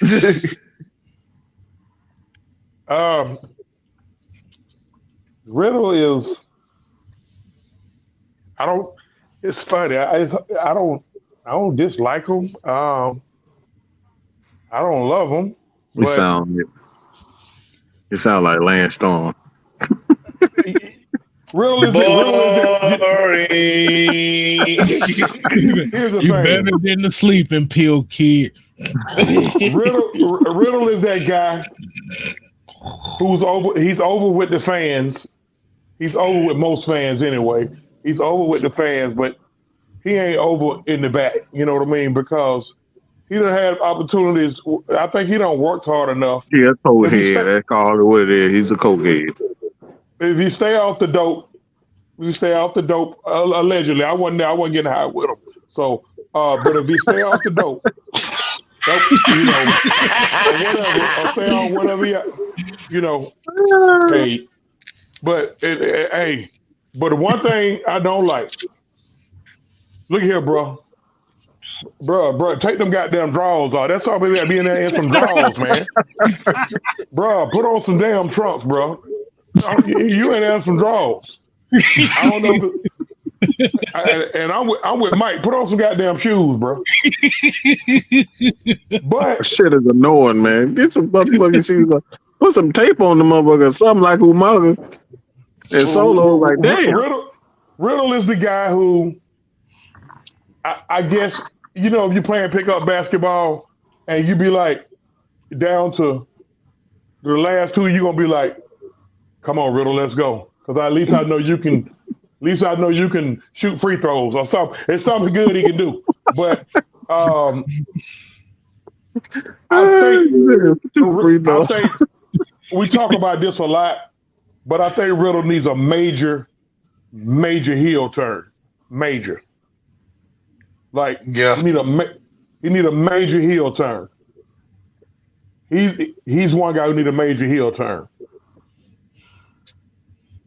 But you want to know how? I just want to point out real quick. You want to know how annoying it was? You want to know how annoying it was to hear his feet flapping on the floor as he ran down during the show?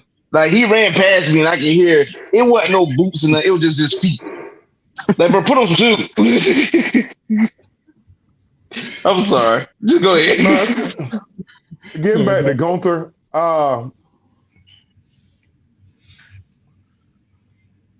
he's okay in ring. His promo cutting could be better, but he's a Russian guy, so usually that's how most of them talk. How he talk, but they making him just a tick too invincible. Like, he wasn't supposed to slap Riddle's goddamn foot 4 times and then get a pin. My God, bro. Man, I lost it. Well, I said, what the fuck is this shit? I'm like, what the fuck? I'm like, what do we do? Like, come on now. Riddle out there sweating like hell, because Riddle worked hard in that match. I got to give it to him. But he just slapped Riddle. Let's go back to suplex, F5 over. Remember that fuck shit at WrestleMania? Yeah, three suplexes in the L5. Was that WrestleMania? Or was that that was WrestleMania? That was WrestleMania. Yeah, like, you know, I mean, you know, yeah, dude is good, but to me, they making him look a little too. I don't like that, making him look too invincible shit. We already got to deal with that sack of shit, Brock Lesnar. Don't get me started on him. Oh, please! I just know you tossed your damn furniture last night. Like, I mean, it's at this point when it comes to predictable. We always talk about this, y'all, in the chat. Predictable, it disinterests us. I mean, don't be too predictable. Yes, we know everything is scripted. Yes, we know their storylines, but still, don't be too predictable. I mean, damn, that's just my take on it. I mean, but Gunther's good in ring. I could see him possibly backing his way into the title, and he would be the perfect heel, most definitely. Riddle need a major heel turn. Motherfucking shoes on. That's what he needs to do. That'll be the heel turn by itself. Put some damn shoes on. That right there. Bro, put on some BDUs or something. Get out them drawers. Let that man be in his drawers, bro.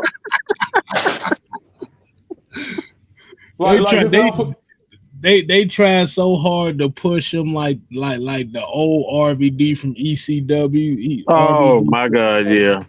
They try to push him to be well, like they that. similar. They similar. Y'all mentioned his usage.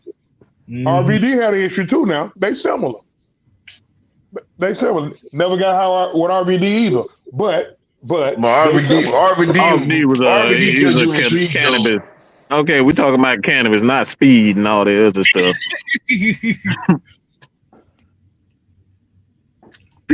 Yeah, I mean. Well, all right, the next match, what you got for us, LT? All right, so the next match we have the American Nightmare, Cody Rhodes taking on Rey Mysterio's baby boy, Dominic, a.k.a. Dirty Dom. It's Dirty Dom now. Dirty Dom. Mm-hmm. That's even worse than that BS crap he was talking about him when he spent them 36 seconds in damn prison. Man, like he did hard time. Like, Dirty Dom. I love Dirty Dom. That's the funniest shit. When he said that'd be the funniest shit ever. When I was in prison, boy, she was in a damn. When I was doing hard time, I was like, bro, are we serious here? I kept telling that man. Every time he passed me Monday on that Monday night show, I kept telling him he would never be fit to handle Rey Mysterio. He would never be a no limit soldier. But anyway, of the soldier.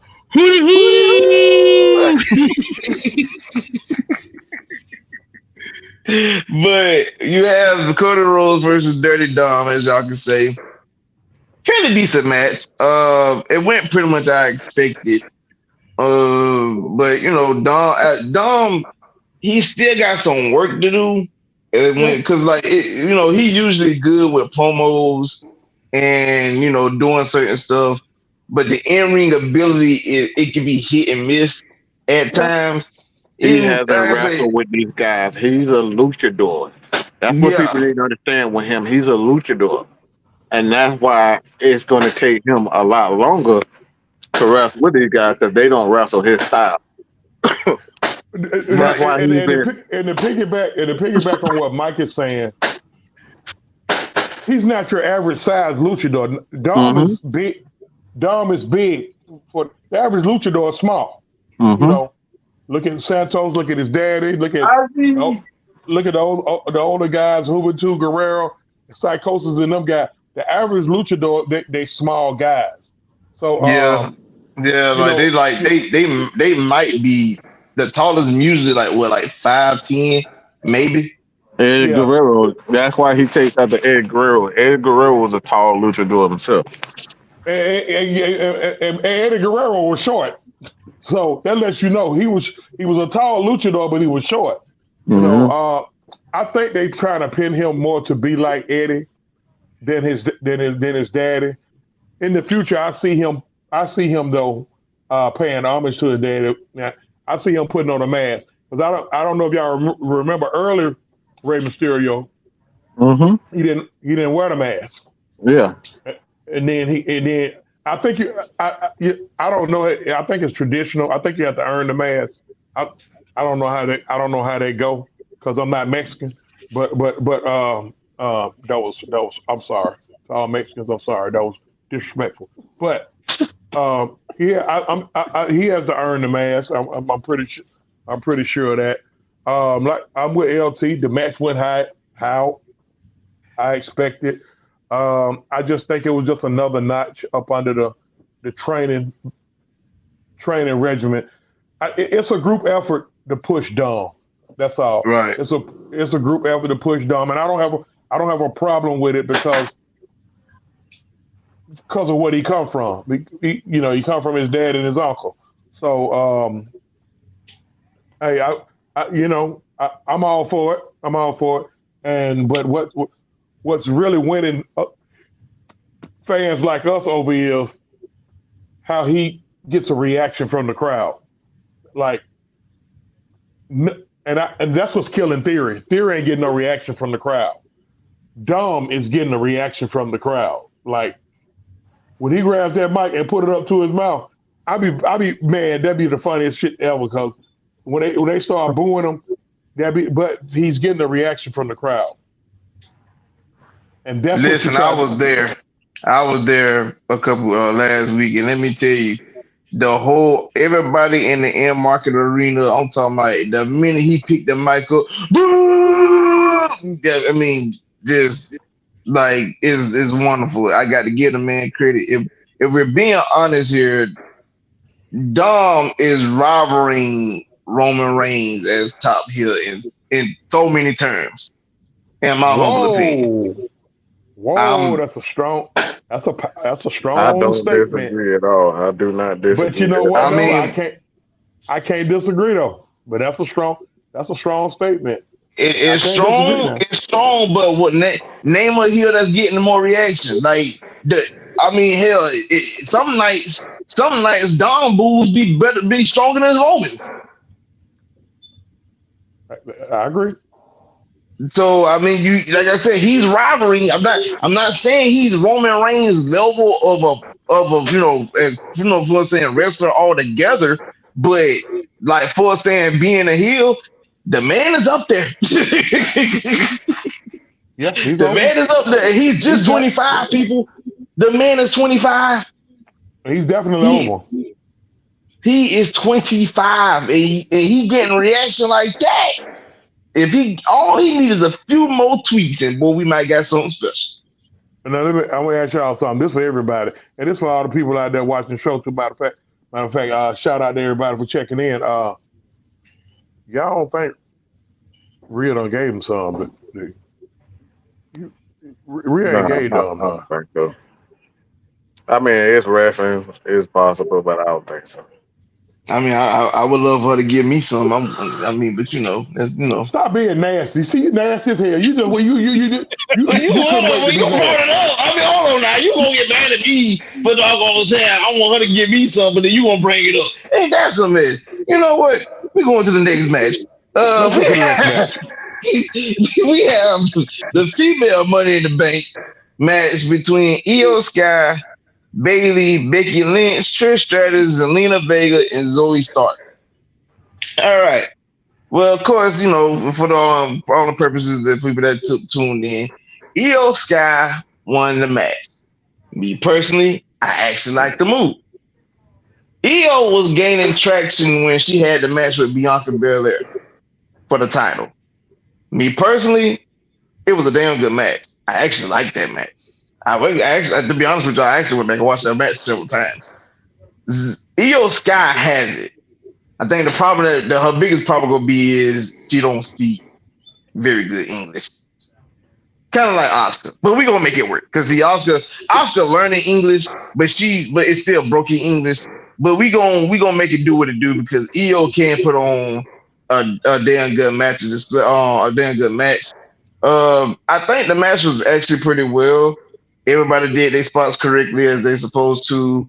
I did love the fact that like towards the end where you saw where like Bailey made the conscious choice, like okay, she got a little selfish where Io was fit to get the championship, the briefcase the first time, and she pushed off the ladder, and then the second go around where Becky Lynch and Bailey was trying to climb the ladder and whatnot, and they both end up knocking each other kind of down a few notches. But Mindful was a spot in them. Hold that thought right there. In the Money in the Bank, ain't no selfish.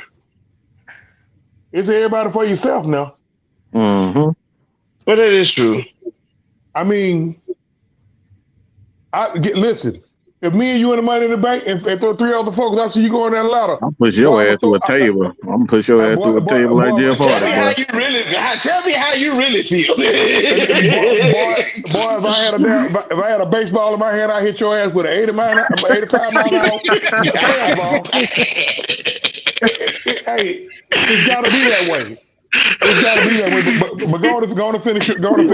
Finish your point. Then what you gonna do? Apologize after the match? Hey, bro, you all say I ain't gonna apologize because it's every person for themselves. I'm gonna be happy that you want it. I'm gonna be happy that if it wasn't me, it was you. But yeah, go ahead. I'm saying, it's an 80 mile per hour. It's an 80 mile per hour fastball for me. Yeah, and you'll be a fool to let me get it. So I mean, because it's still gonna hurt. Right. A diamond cutter off the top of the ladder. Right. Through a table. I know I'm going to talk to Beatrice. I know I'm going to talk to B. I know I'm going to talk to her. Oh God. That's cool. I'll holler. She an Alabama fan anyway. I'm gonna tell her shut up, go dog. I'm gonna cut this clip. I'm gonna send it to her. Don't do that.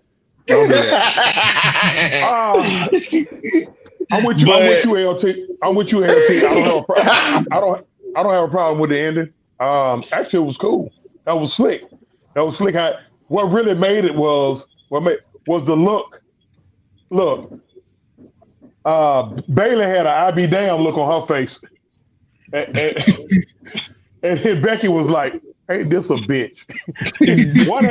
one had an I be damn look, and Becky was like, "Ain't this a bitch?"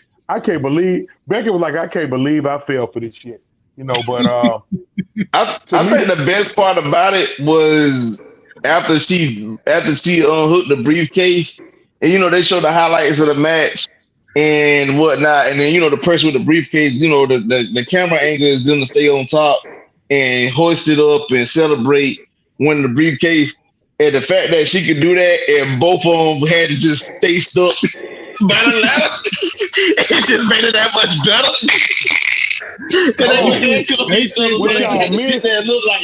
but I'm just here. Why this girl celebrate with the briefcase? No, listen. What y'all missed was I don't know. Did y'all see the press conference afterwards? I caught some of it. Hold on. In the press conference afterwards, when they came out, Bailey, when she came out, Bailey still had the one half of the what you call it, the damn handcuff on. Handcuffs. Yeah. After it had been cut, that was funny. But I'm gonna see how they're gonna do that.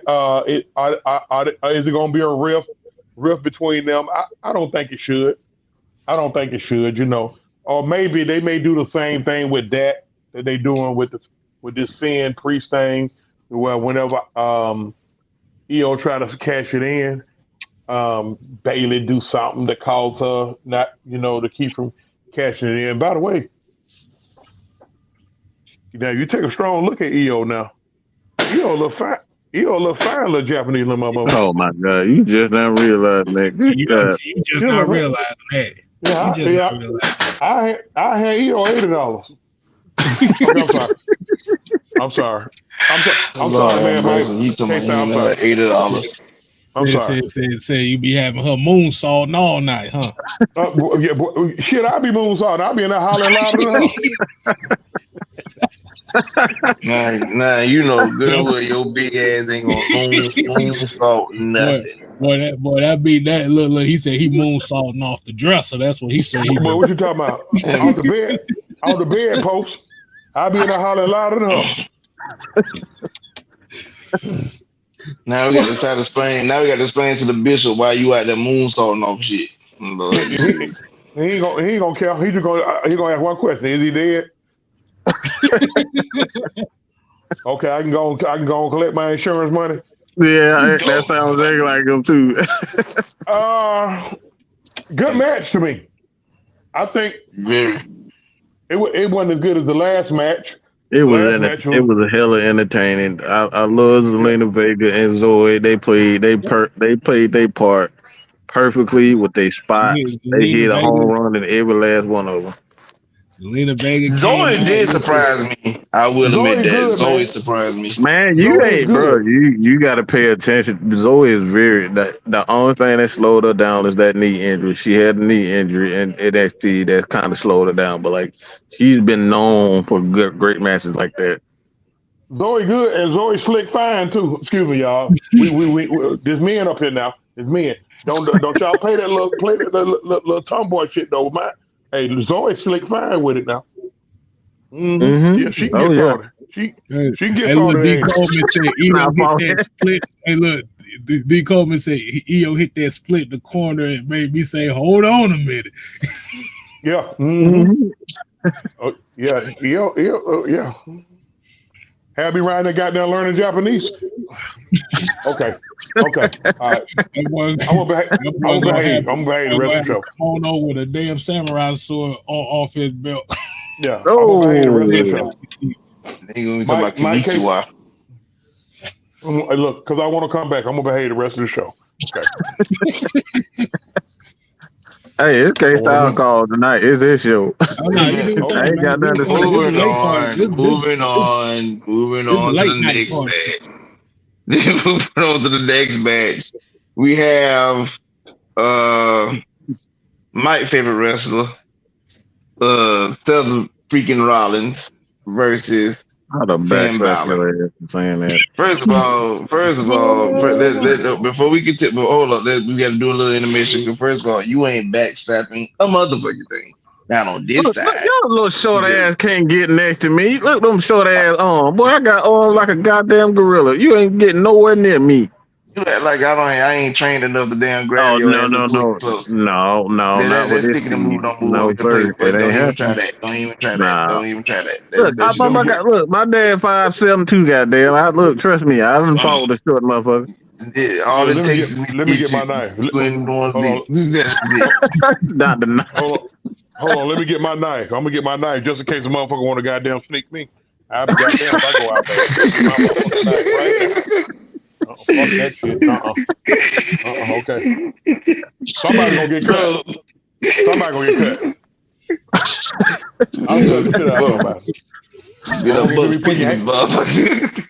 But anyway, if you put your hands on me, we got Seth Rollins taking on Finn Balor. All right, so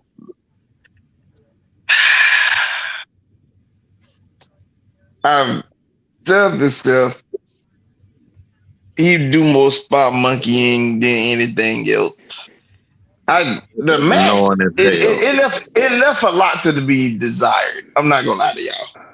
To me, it did. I expected more from both, but then you had a little twist at the end with the whole Damian Priest coming out with the Money in the Bank, where he could, he was pretending like he was gonna cash in, and then it ultimately caused Finn Balor the match. Now, if I remember correctly, Finn Balor didn't even do his special at all.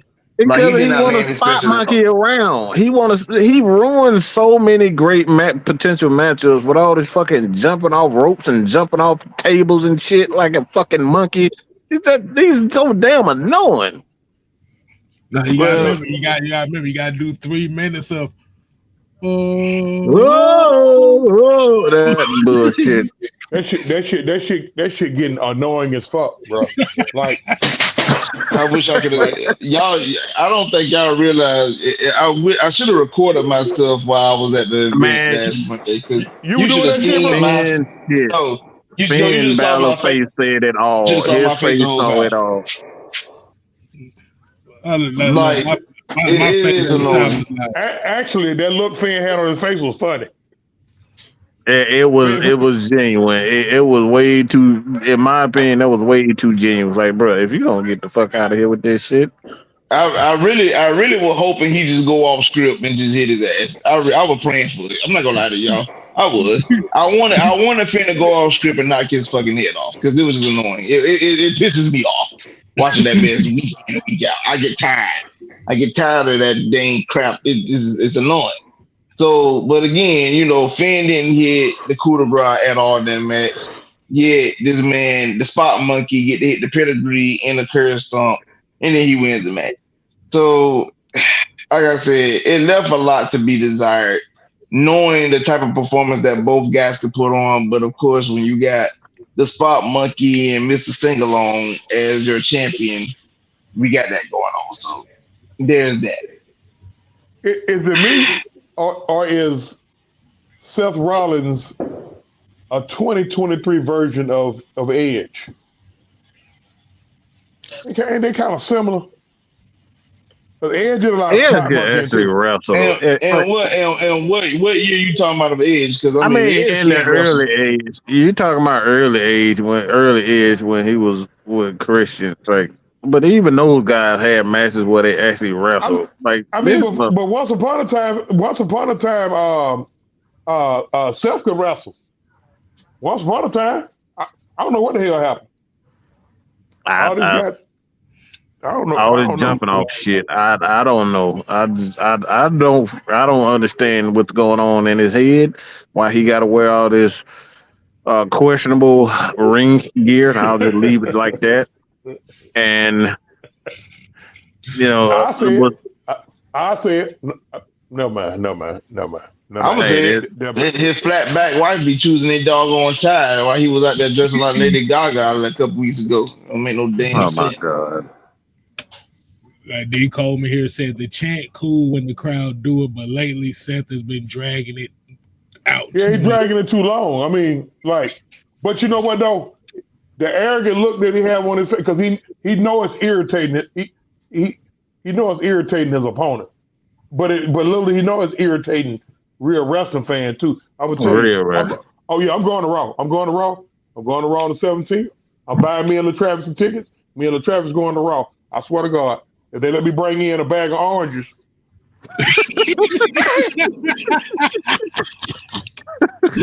When they come put me out, I'm gonna tell them, don't put my little butt out. Don't put my little butt out. Oh my God! I just tell the Travis just throw me the keys to the car. I'm gonna make him drive. But I'm gonna tell the Travis just throw me the keys to the car. I'm hitting that son bitch in the back of the head with an orange. Okay, I'm gonna behave from here on out. I promise you. Oh, I promise you. I ain't gonna do that. He gonna hit that man with some oranges. Yeah. He said, you ain't even working Yeah, that's tomorrow. real 1970 old school right there, boy. A bag of I'm oranges. thinking about going up in, but I'm thinking about going up in the ring though. Let Brock show up. Oh, He said, let Brock show him. He said, you go into the ring. He gonna probably whoop my ass. But I'm gonna have my straight rays on me. He gonna bleed. He gonna bleed. I promise you.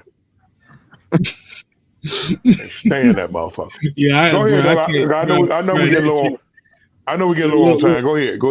The only reason I tolerate that damn 7-inch is because it'd be annoying the shit out of Mike LT and damn Chauncey, boy. That shit be funny. That shit irritate the hell out of me. That shit is massive irritating. A minute and 30. A minute is way too long. This dude did it for literally 5 minutes. This all he saw. But you know what? His dance makes me want to throw orange at him. Chauncey, it took everything. Listen, I only got one phone on me. It took me everything I possibly could not to throw it at him when he came out in Savannah. When he came out, whatever little dancey called it took everything in me not to launch it. Because I was like, bro, stop it. I'm sick of it. Like, come on, bro. It's annoying. I bet you it was a running joke. I bet you we may not hear this years later. It was a running joke backstage about how terrible a dancer he was. And I bet you he probably said, you know what? I'm gonna put this shit in my promo. I'm gonna put this shit in my gimmick. And that's what, and boy, good God Almighty, I think he did that shit as a dare. And I'm gonna talk about his ring attire. Bruh, you straight up look like you hang out at Backstreet Atlanta.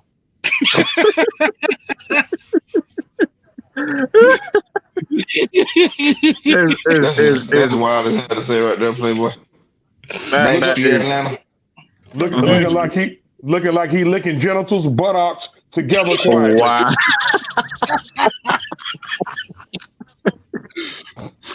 Not $20 off on goose licking. What are we doing?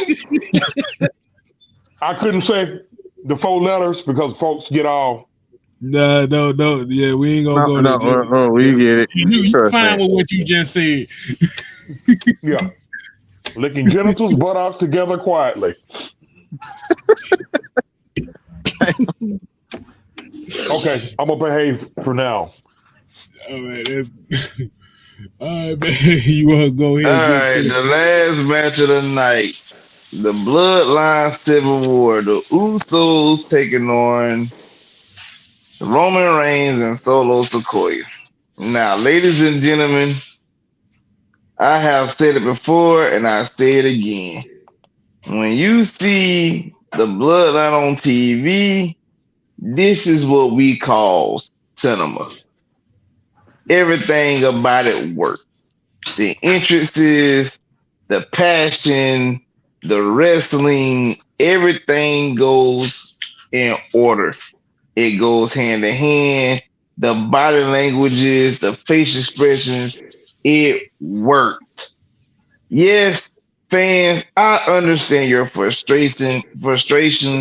Yes, I understand y'all feel like Roman shouldn't be champion because he rarely shows up at shows. But let me tell y'all something, people. You are not getting rid of your cash cow just because to make a couple folks happy. This man here has displayed some of the best wrestling I've seen in, I know, probably like the last decade plus. What has been missing in the wrestling world is great storytelling, great storylines. Currently, we have that with the Bloodline. Paul Heyman don't even do much no more. He stands back in the back and make facial expressions. That is enough to intrigue you. The fact that you have the Usos taking on their cousin and little brother, that's enough to intrigue you. What I saw from that match was, again, I call cinema. The spots was good. Tailoring to the crowd. The pace was good. it kept you intrigued from start to finish. I loved the tag team special that Roman and Solo came up with, which was the spear Samoan spike combo. Like, dude, yeah, let's be real here. If this was like if this was anybody else, that's a finish. Nobody's getting up from that. A lot of people don't even get up for the Samoa spike. So like for you to do that, and then both of them ultimately did, they call, some people call the Nuyagi slam.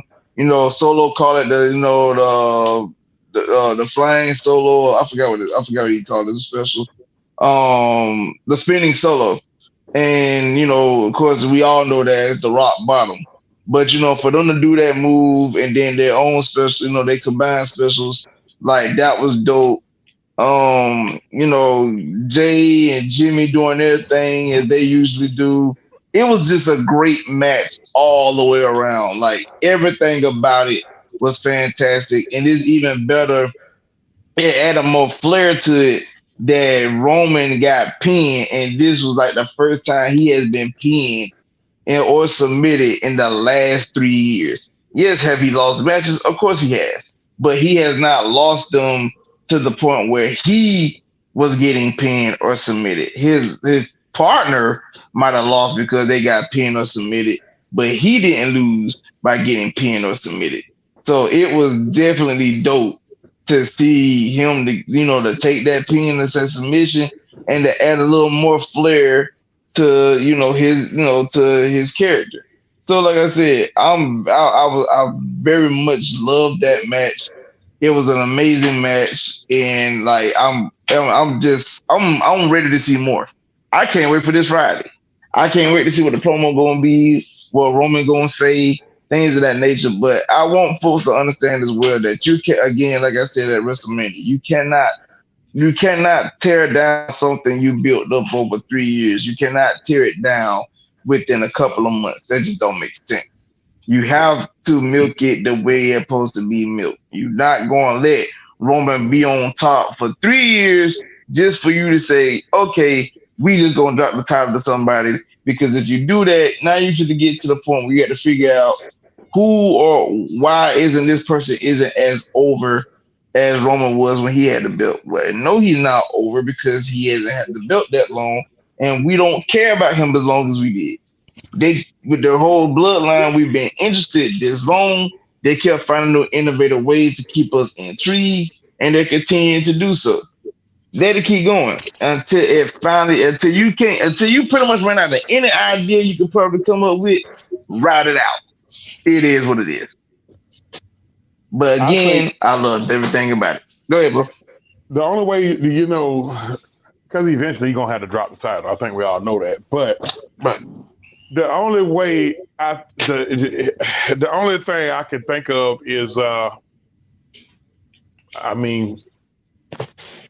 bring back Bobby and have him and Bobby have a feud and eventually drop it to Bobby. But as long as, and I know everybody know where I'm about to go with this, as long as they don't bring that sack of shit, that big Canadian sack of shit Brock Lesnar in there. And I'm gonna tell you, I'm gonna be livid. I'm gonna be livid because I'm like, nah, don't do it like that. But I agree with y'all. Don't bust up the bloodline. But right now, I think they done kind of went to a place to where, see, like, you can't just, they ain't got no choice now, but either to what we said they don't need to do is to disband the bloodline, or a major feud finna go on between Roman and it was Jay that pinned him, right? Yeah. Between Roman and Jay. I don't. I mean, unless something happened where maybe the OGs come in and do a sit down with them, probably bring out, Sika or which one is his dad? Alpha Sika, I think it's Sika. Sika and Rikishi, and they come in and say, "Hey, y'all kill this shit and get it back together." If they don't do nothing like that, right now you gotta have a feud. You gotta have a feud right now, and you got to. You got to have a feud between Jay and Roman. Because Roman, I'm gonna tell you, Roman's ego, he's seething right now that he got pinned by his little cousin. Because some of the shit he was saying to them, like what he told Jimmy, me and him would never be right again. Remember when we was little boys? You remember when we little boys? I whooped you then. I whoop you now. See, we rearranged your furniture immediately right then. You funny as hell. We moving some furniture right then. I whooped you then. I whoop you now. Oh man. Oh no. Oh God. Whoa, Lord have mercy. You and the way and how he got up in his face.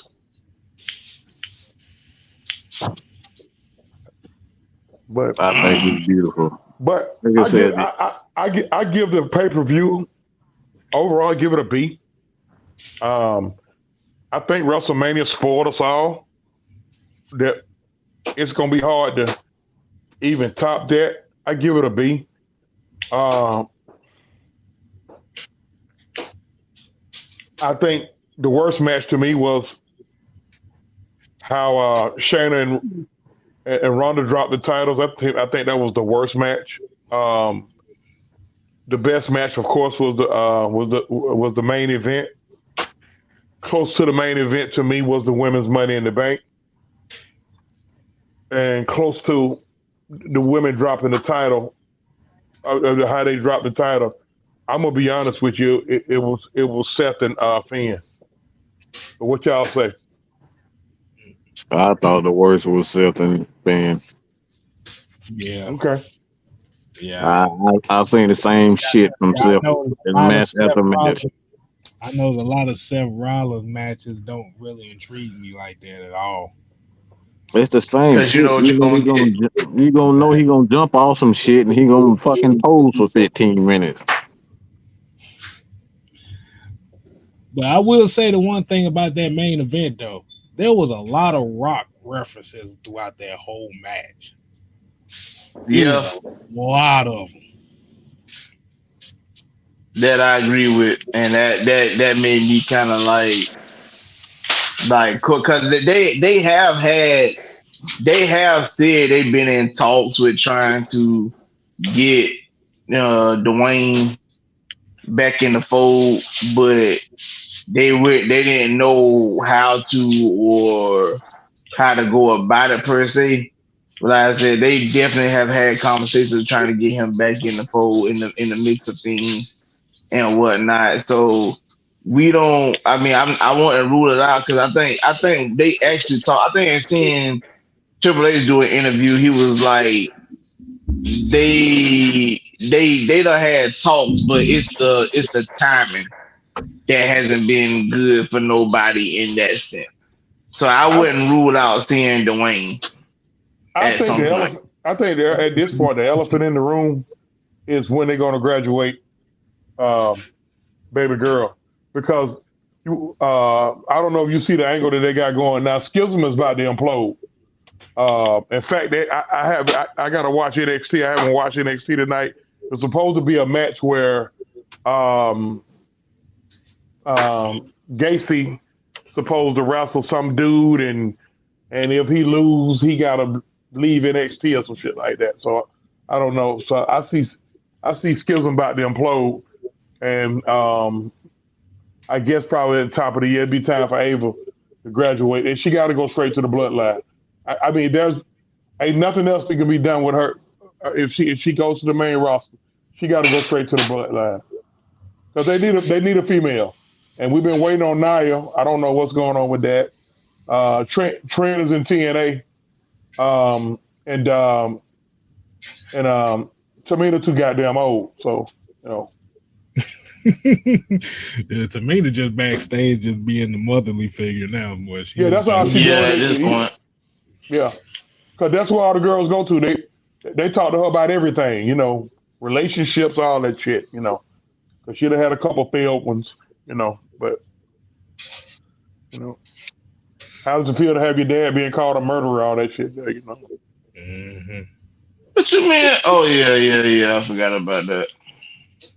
Oh, he off the. He probably, when he threw her in the pool, he probably did a super flash. No, I ain't gonna say that. This man. All right, we in it. We in the show right there. No, no. But yeah, like I was saying, Michael. like I was saying with the references, like I said, you had Jay with the rock spitting in the hand, punching folks in the face thing. You got the rock bottoms everywhere. Yeah, even them coming into the ring, and like they always get on the ropes, but it was something different about this time. But we just gonna leave that cliffhanger for the next time, man. Like you said, we're gonna go ahead and get up on out of here. Hey man, they gotta get everybody a little bit something used to, like you said, wrestling pay-per-views, reviews. That's what we're gonna do. Every what they call it, public live events now, as they call it. No, fuck that. They pay-per-views. Like you said, make sure you go ahead and support everybody. Let OG, let LT go ahead, plug yourselves, man. Let the folks know where they can find you at.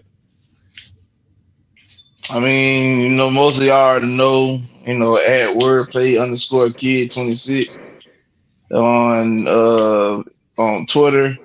Some of y'all actually know my Facebook name. You can find me at Travis Griffin. And you can follow me on Instagram at wordplay_kid26 again. But y'all can find me at. Oh, if you want to follow me, and also let me add, if you want to follow me on TikTok, it would be LT the Beast, all lowercase 93. So, and it's actually spelled THE instead of DA. So, yeah, if you want to follow me on that too. I've been trying to make more content on there from time to time whenever I can, and go from there. I don't know how to use that TikTok shit, but on IG and Twitter, same thing at OG Truth with the 2 hertz. I also got my own channel, Truth with a 2 TV. On Facebook, that's my government name, Chauncey M. King. Also, I want to add I have my own wrestling group, the Exclusive World of Wrestling. If you're on Facebook, and you are my friend, and you are a fan of wrestling, find that group, request to get in there and join it. Like we always close it out when I'm here, for my man LT, for my man Mad Mike, and we're going to turn it over to my man, 6-Man K Styles, on here, the Unholy Alliance, AFN, Mad Mike Sports. We always seek and speak the truth, the whole truth, and nothing but the truth. K Styles, take us home. And as we always say as well, man, we rather pray for you than pray on you. So we're going to go ahead and get on up out of here, man. As we always say, we ain't here to play. Oh, no. We here to stay. Ooh, yeah. You ain't got to go home. But you got to get the hell up out of here. Ooh, yeah. Dig it. Have a nice day.